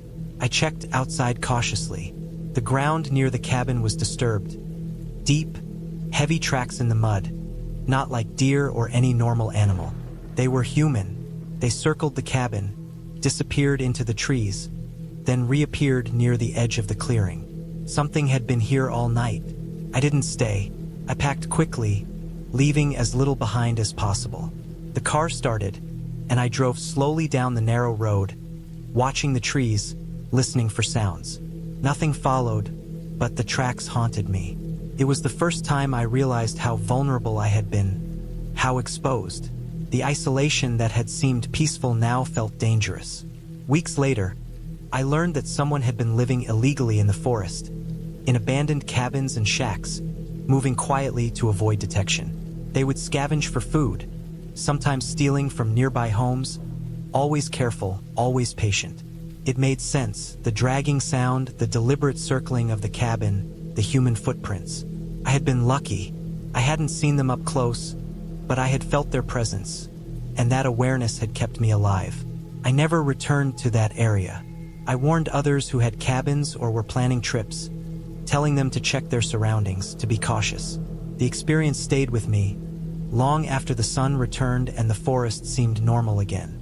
It taught me how thin the line is between peace and danger in the wilderness, how quickly isolation can turn into fear, and how important it is to trust your instincts when something feels wrong. That cabin, abandoned as it seemed, had not been empty. And even though I survived, the memory of that night, the dragging sounds, the tracks in the mud, the constant feeling of being watched, stayed with me for years. I realized then that the wilderness doesn't need ghosts to be terrifying. Real danger is quiet, patient, and human, and it can find you in the most unexpected places. It started as a trip I thought would be simple. I had been planning to take a break from everything, work, people, noise, for a while. The idea of a cabin deep in the woods seemed perfect. I wanted isolation, silence, and the kind of calm that comes only when there is no one else for miles. The cabin was small, built of dark, weathered logs, tucked beside a slow, winding creek that shimmered in the sunlight during the day. There was a narrow dirt path leading to it, overgrown in sections, which made it feel like it belonged to nobody but the forest itself. The first time I saw it, I felt a shiver of excitement and a little unease. That little unease is something I would come to know well.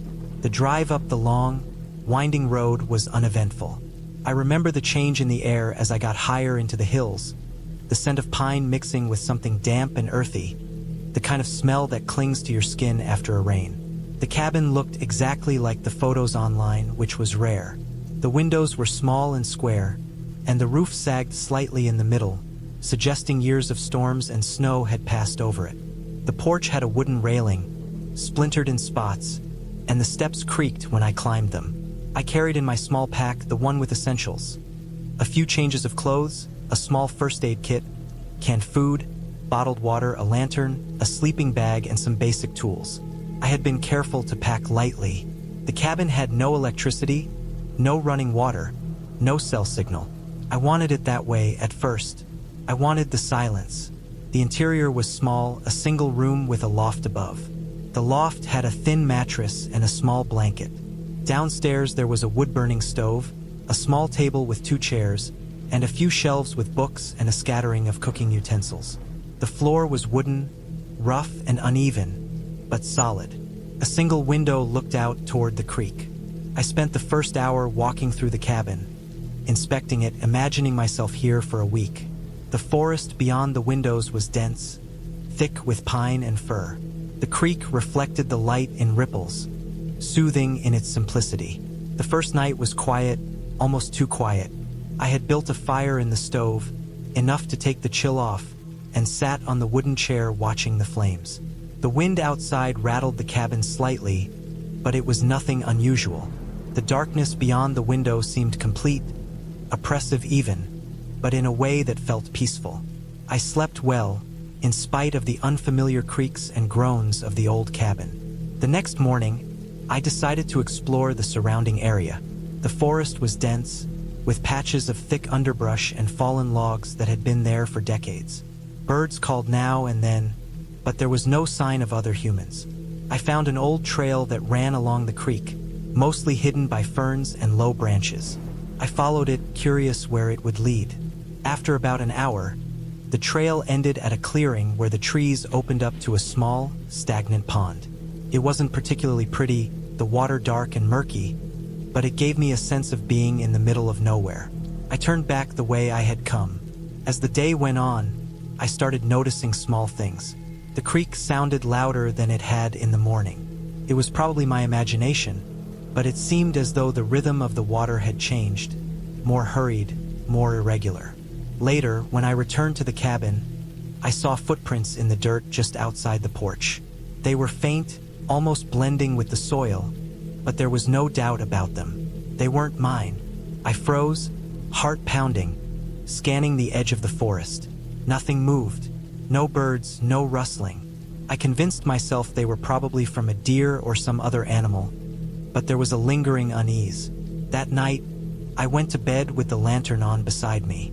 The wind was stronger now, rattling the roof, and the creek sounded louder, more forceful, as though it had swelled overnight.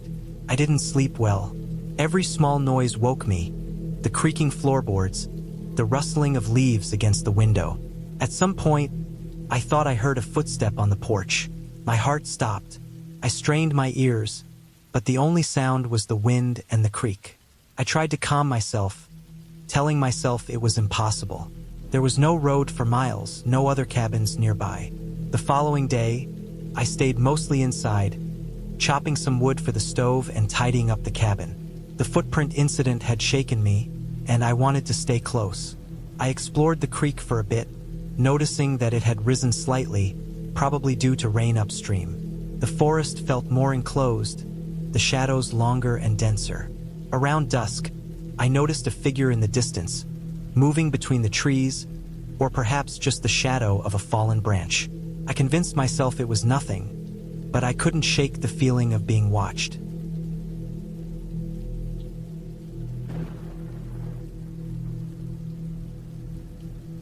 The next day, I noticed something even more disturbing. One of the firewood logs I had stacked neatly the day before was moved slightly, as if someone had handled it. I hadn't touched it, and the stack had been perfect when I went to bed. I examined the rest of the stack. The logs had minor disturbances, like fingerprints might have left slight smudges on the bark. I started pacing, trying to rationalize everything. Maybe a raccoon or a bear had brushed against them. But the signs didn't make sense. Bears and raccoons aren't gentle.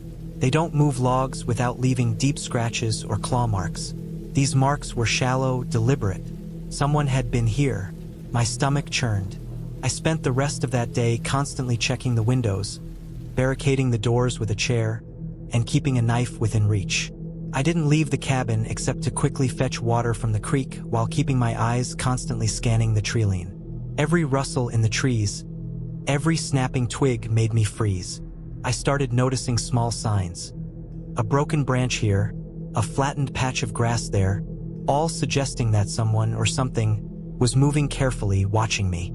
The isolation that had felt peaceful a few days ago now felt suffocating. By the fourth night, I was barely sleeping. I took to sitting near the stove, knife in hand, flashlight on, listening to every sound. Around midnight, I heard footsteps circling the cabin. They weren't slow or clumsy. They were deliberate, careful, precise. Someone was walking around, observing me. My hands shook so badly I could barely hold the flashlight. I crouched near the window, trying to see through the darkness, but the forest swallowed any shape. I stayed like that for hours until the first light of dawn, barely daring to breathe. In the morning, I realized I had to do something. I couldn't stay passive anymore. I packed a small bag with essentials. Some food, water, a first aid kit, a flashlight, my knife, and a small camping stove. I left the main cabin door unlocked, hoping it would draw whoever was watching into showing themselves. I didn't know what else to do. For the rest of the day, I remained vigilant, inspecting the perimeter repeatedly. I noticed more footprints now, leading from the forest to the cabin and back. They were too cautious, too methodical. Someone was deliberately trying to intimidate me, to make me aware of their presence without making direct contact. The fifth night was the worst. Around 2 a.m., I heard a low scraping at the window nearest the bed. My heart felt like it would explode. I grabbed my knife and flashlight and crept to the window. The light illuminated nothing, just the trees, swaying faintly in the wind. Then I heard it again, closer this time. A shadow flickered past the window. I froze. Whoever it was, they were right there outside. I remembered the advice about staying calm, but calm felt impossible. I made a decision. I had to confront it. I opened the door slowly and stepped outside, knife in hand, flashlight trembling. The forest was quiet. Nothing moved. I stepped around the cabin, checking the sides and back. In the dirt, I saw fresh footprints leading toward the creek, then stopping. Whoever had been circling me had retreated, leaving me alone for the first time in days.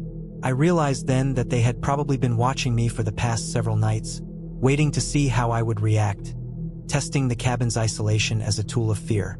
My adrenaline was through the roof, but I also felt a strange sense of clarity.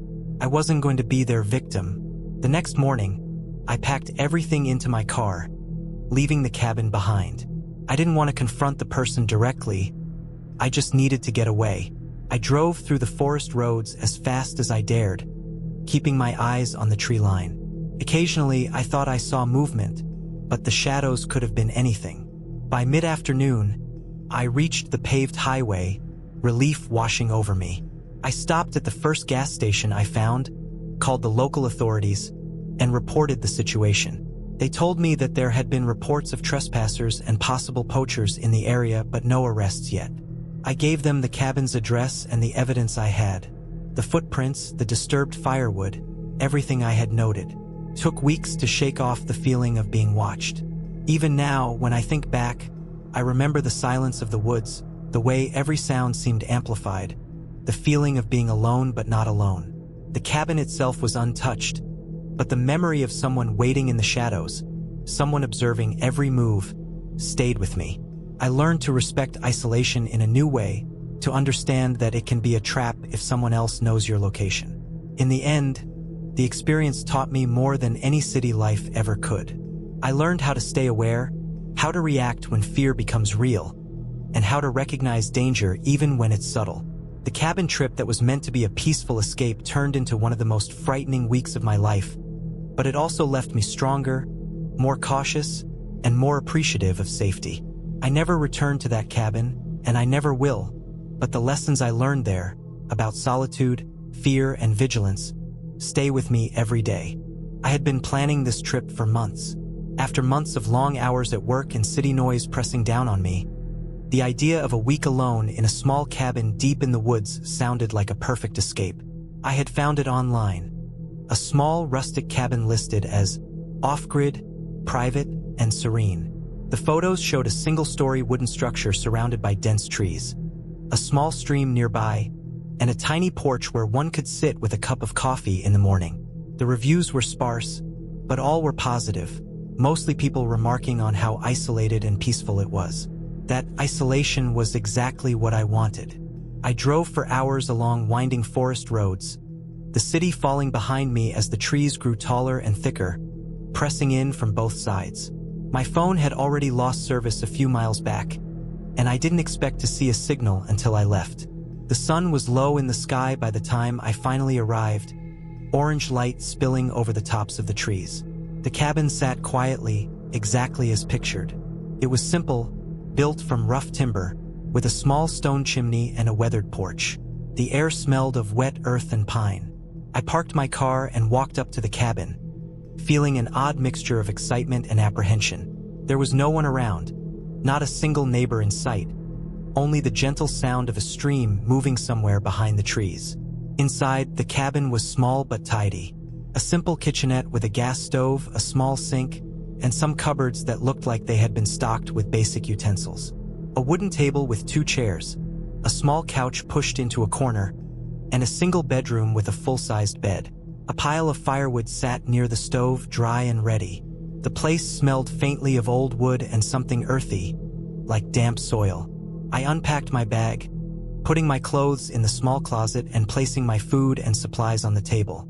I checked the stove and fireplace, made sure I had water in the container, and sat for a moment, letting the silence wash over me.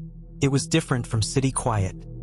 Here, the silence was deep, almost tangible, only broken by occasional creaks of the cabin and the distant whisper of the stream. I spent the first evening exploring the surrounding area. The forest was dense, with tall pines and oaks creating thick shadows even as the sun lingered. The stream near the cabin curved gently through the trees, water clear and cold, reflecting the sky. I walked along it, noticing footprints in the mud. Small animal tracks, maybe deer or raccoons. Birds called occasionally, but mostly it was quiet. As night fell, I returned to the cabin, lit a small fire in the stove and cooked a simple meal. Outside, the darkness of the forest deepened. The cabin was surrounded by blackness, every tree a dark silhouette. The only light came from my small porch lantern. I didn't feel scared yet. I felt alone, yes, but that was the point. The first night, I slept soundly.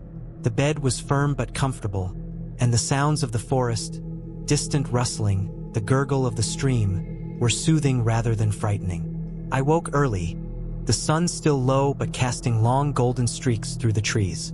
I made coffee, sitting on the porch as mist rose from the ground and the forest slowly came to life. It was peaceful, exactly as I had imagined. The next few days passed in a rhythm that was both relaxing and subtly unnerving. I explored the forest in the daytime, marking small trails for myself, collecting firewood, and taking notes on wildlife I saw. The isolation was deeper than I had expected. Sometimes I would go hours without seeing anything moving beyond the occasional squirrel or bird. At night, the forest seemed to shift. Shadows grew longer, sounds became sharper. The wind rustled through the trees, and the creaking of the cabin's timbers was louder than I remembered. One night, I heard a low growl, distant, maybe a few hundred meters away. My stomach nodded. I told myself it was a wolf or a coyote. The thought of bears crossed my mind as well, but I had brought bear spray just in case. I went to bed early that night, lying awake longer than usual, listening to the sounds outside. On the third day, I noticed something unusual. I had gone out to collect water from the stream, and when I returned to the cabin, I saw footprints near the porch. They were large and human-shaped, not animal tracks. My heart jumped. I froze, looking around. The forest was still. The sun was low, shadows stretching, and there was no one visible. I examined the prints closer. They were fresh. My mind raced. Had someone come by while I was gone? Was it someone with ill intent, or just another hiker? The cabin was supposed to be private.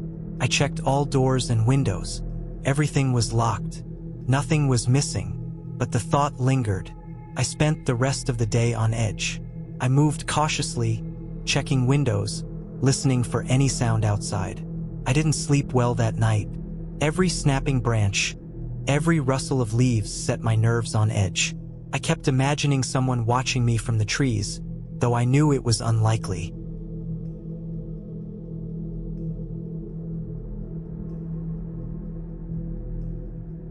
The following morning, I decided to investigate further.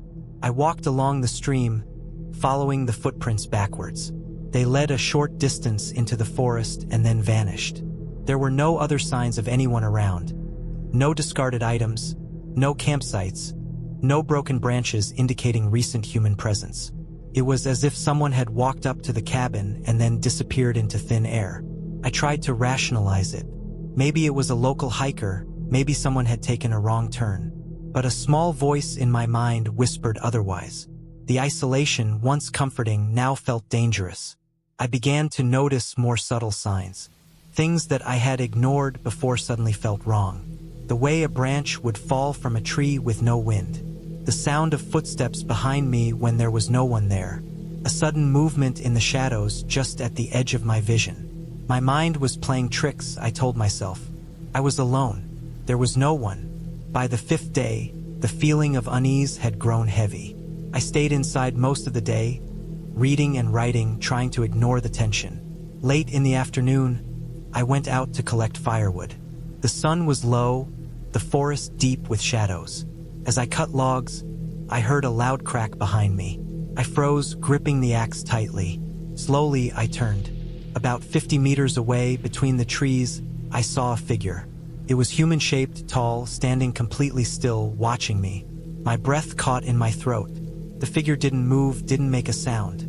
Then, just as suddenly, it stepped behind a tree and vanished. I ran back to the cabin, heart hammering. I locked the door and bolted it, checked the windows and tried to calm myself. My mind raced with possibilities. Was it a criminal, a hunter, someone following me? The thought of being alone in the cabin with someone outside, watching, terrified me. I debated leaving immediately, but my car was parked further down the forest road, and I didn't want to drive in the dark through the woods. I stayed inside, barricaded the door with furniture, and tried to sleep. I didn't. Every noise kept me alert. I felt trapped. The 6th day, I decided to take action. I planned a route to the main road, careful to avoid obvious trails where someone might see me. I packed essentials, food, water, first aid, and a knife. I also grabbed my phone, even though it had no signal, just in case I got closer to service. As I prepared to leave, I noticed another set of footprints outside. These were fresh, and this time they led away from the cabin toward the forest. Whoever had been here was still around. My hands shook as I stepped outside, scanning the woods. I moved quickly but quietly, following a path I had scouted earlier. I avoided open areas and kept close to trees, moving as silently as possible. The forest seemed alive with sound. Twigs snapping underfoot, leaves rustling, birds scattering. I could feel eyes on me.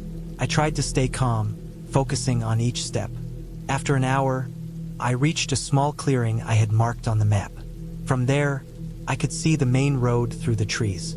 Relief washed over me. I broke into a run, adrenaline pushing me forward. The road was clear. I ran the last 100 meters, reached my car, and locked the doors behind me. I sat inside, shaking, trying to catch my breath. My heart raced, my hands were clammy, but I felt a sense of safety.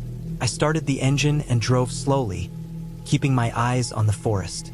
I glanced in the rearview mirror, half expecting to see someone following me. There was no one. The cabin disappeared behind me, swallowed by the dense trees. I didn't stop until I reached a small town several miles away. There, I found a payphone, my first real human contact in days. I called the local authorities, explaining what had happened. They took my statement, said they would send someone to check the cabin. I didn't want to go back, and I never did. Weeks later, I read the report from the local police. They found evidence of someone having been living near the cabin. Makeshift campsites, discarded items, footprints, but no one at the cabin itself. They suspected a transient or someone hiding in the woods, moving quietly and watching. I felt a mixture of relief and lingering fear. I had escaped without confrontation, without injury, but the thought of someone living so close, watching unseen, stayed with me for a long time. The experience changed me. I no longer romanticized isolation. I learned to respect the subtle dangers of solitude in the wilderness. I never returned to that cabin, and I never camped alone in such remote places again. The forest is beautiful, but it is also unpredictable, and sometimes the most frightening things are not ghosts or legends. They are real people, silent, unseen, and patient. Even now, years later, whenever I hear the faint rustle of leaves or the snap of a branch in the distance, a shiver runs down my spine. I think of that cabin, of the figure in the trees, and I remember that silence can hide more than peace, can hide someone waiting. I had been looking forward to this trip for months. The city had worn me down with its noise, its endless traffic, and the ceaseless pace that made everything feel heavy and gray. I needed the woods, the quiet, the kind of solitude where the only sound was wind through the trees or a distant bird call. The cabin I rented was far out, a few miles from the nearest town, surrounded by nothing but dense forest and a narrow, winding road that seemed to disappear into the trees. The pictures online had made it look inviting, small but cozy, with a stone fireplace, old wooden floors, and a large deck that overlooked a clearing. I told myself it would be perfect for the weekend, a place to rest, hike, and clear my mind. The drive up was longer than I expected. The road narrowed quickly after the last gas station, turning from asphalt to gravel, the trees pressing in close on either side. I had to slow down several times, navigating potholes and fallen branches, my headlights illuminating twisted roots and shadows that seemed almost alive. By the time I arrived, the sun was low, throwing long streaks of orange through the forest. The cabin looked even smaller in person, and the surrounding woods seemed older and denser than the photos suggested. Still, I parked, grabbed my bags, and stepped out. The air was sharp and cold, carrying the smell of pine, wet earth, and something faintly smoky. I liked it, felt real. The cabin itself was quiet. I unlocked the door and was immediately hit with the smell of wood polish and something slightly musty. The interior was dim, but the windows let in enough light to see the basics. A small living area with a sofa and a wood-burning stove, a kitchen with minimal supplies, and a narrow hallway leading to 2 bedrooms. I dropped my bags, flicked on the lights, and began exploring, checking the small details: running water, stove, heater. Everything seemed functional. I even found a stack of firewood near the stove, which made me feel a little more secure, given that I had come prepared for a cold night. I spent the next hour unpacking, arranging my things so the space felt mine. The quiet pressed in around me in a way that was almost tangible. In the city, I was used to a constant hum: cars, machines, people, but here there was nothing. The wind whispered through the trees, but inside, the silence was heavy, almost suffocating. I tried to focus on the positives. I had food, water, and a warm place to sleep. The isolation was what I wanted, after all. Yet, even as I moved around the cabin, checking locks and windows, I couldn't shake a small, creeping unease. It wasn't fear. Not exactly. Just a sensation that someone or something was watching, waiting. I shook it off, telling myself it was just my imagination adjusting to the quiet. That night, I slept fitfully. The wind outside picked up, rattling the windows and whistling through the eaves. Every creak of the wooden floors made me startle, even though I knew it was the cabin settling. Around 2 in the morning, a loud thump outside made me sit up in bed. My heart raced. I lay there, straining my ears, but all I could hear was the wind through the trees. Eventually, I convinced myself it was a branch falling, and drifted back to sleep. Morning brought light and a false sense of security. I made coffee, dressed warmly, and decided to explore the immediate area. There was a small clearing behind the cabin, surrounded by tall pines, and a narrow dirt path that disappeared into the forest. The air was crisp, the ground damp from a recent rain, and the smell of wet leaves and pine needles was intoxicating. I walked slowly, enjoying the solitude, observing the small details. A deer track in the mud, the way a bird's wings shimmered in the sun, a cluster of mushrooms growing at the base of an old oak. I reminded myself to stay on the path. I wasn't an experienced hiker, and I didn't want to get lost. As I walked further, I realized the forest was dense, darker than it seemed from the cabin. The path narrowed and twisted unpredictably, branches scraping my jacket, roots threatening to trip me. I considered turning back, but a small part of me wanted to see where it led. After about an hour, I stumbled into a small, shallow stream. I followed it briefly, fascinated by the gentle trickle of water over stones. But soon, I noticed that the forest behind me looked different. The path I had been following had disappeared. I turned around, trying to retrace my steps, but the trees seemed denser, the forest more oppressive. My unease grew. I was still calm, but a part of me knew that I had wandered farther than I should have.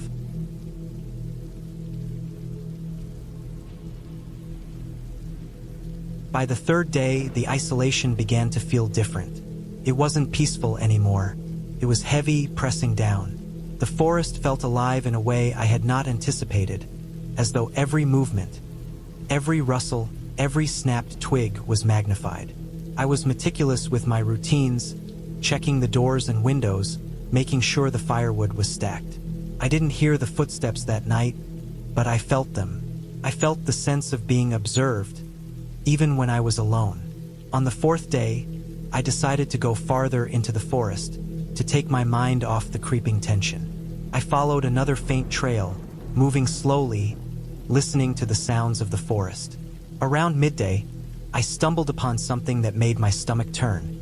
A small campsite, abandoned, with signs that someone had been there recently.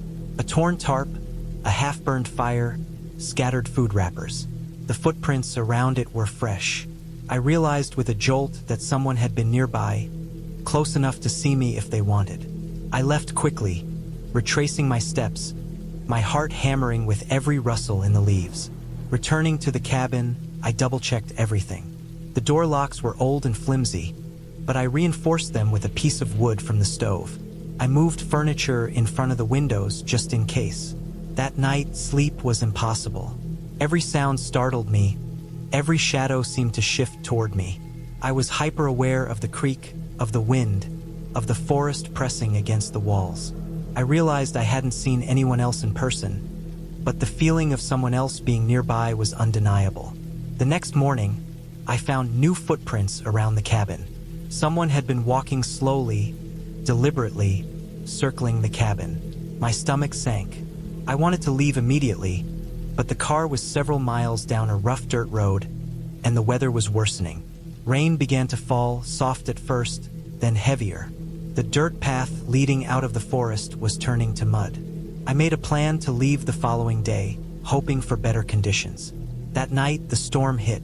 The wind screamed through the trees, rain pounded the roof, and the creek surged, threatening to flood its banks. I stayed near the stove, watching the water rise outside the window. Around midnight, I heard something unmistakable. Heavy footsteps on the porch. Someone was outside. My chest tightened, but I forced myself to remain calm. I grabbed the heaviest tool I had, an iron-handled axe, and moved close to the door. The footsteps circled, paused, then moved away. I didn't sleep after that. I spent the hours listening, waiting, feeling every vibration of the cabin, every drop of rain, every gust of wind. Morning never came fast enough.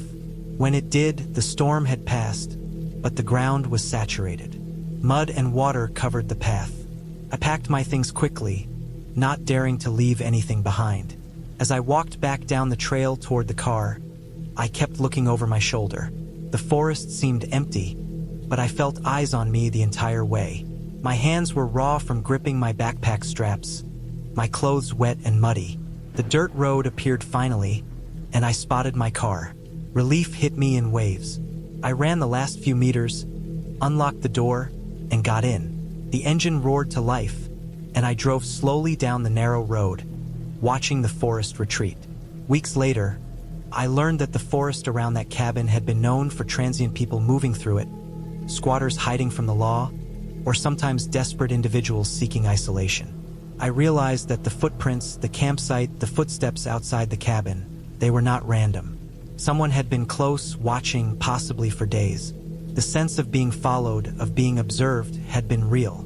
I had survived, and the experience left me shaken, cautious, and far more aware of the vulnerability that comes with solitude in remote places. When I finally look back, I understand that the forest itself wasn't threatening. It was the unknown human presence that made it terrifying. I left the cabin behind and never returned. I kept to populated areas for a long time afterward, uncomfortable with the silence I had once sought. That trip taught me how fragile safety can feel when isolation removes all the buffers society provides.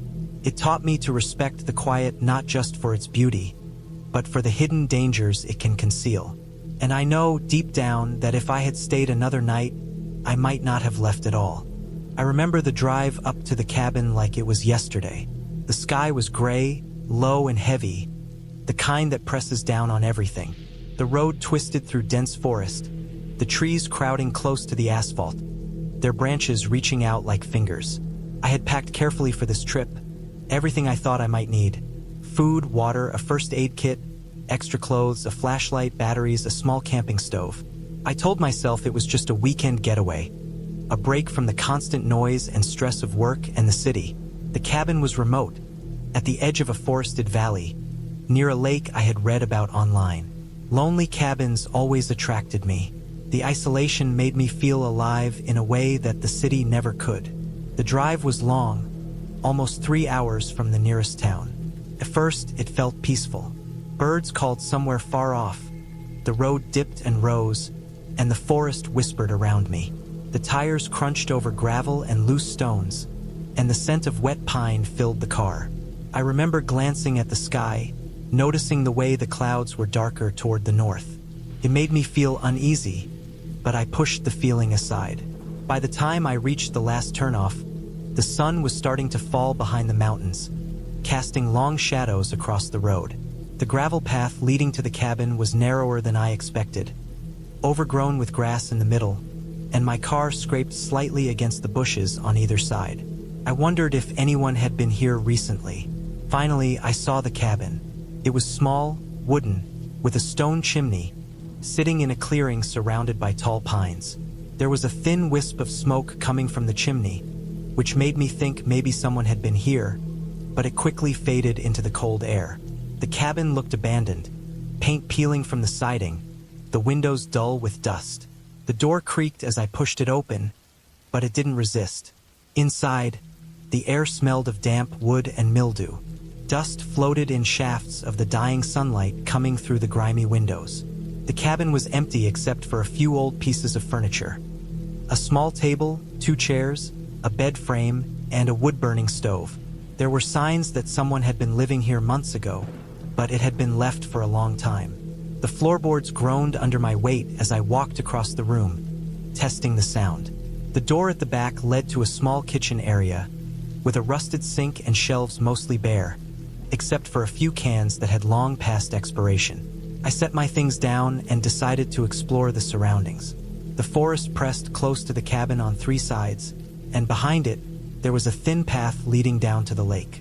The water was dark, reflecting the gray sky, and the air was cold and heavy with humidity.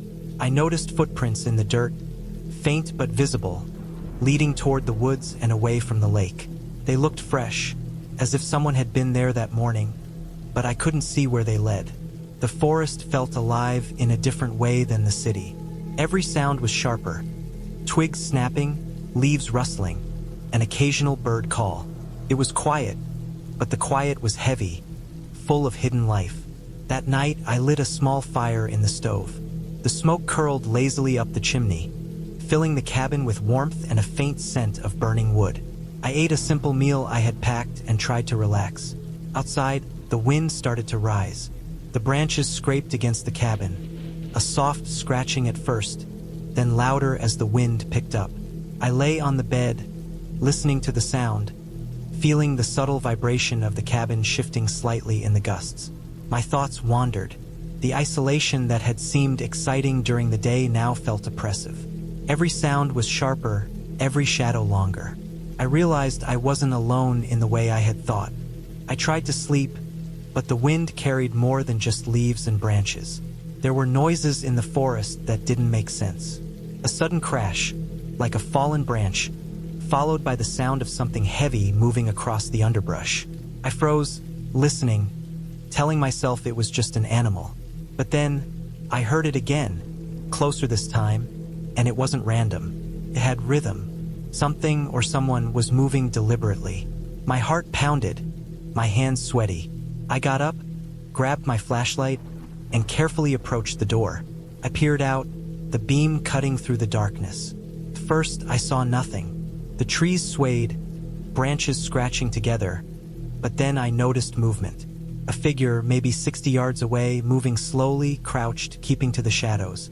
I could barely make out the shape, but it felt human.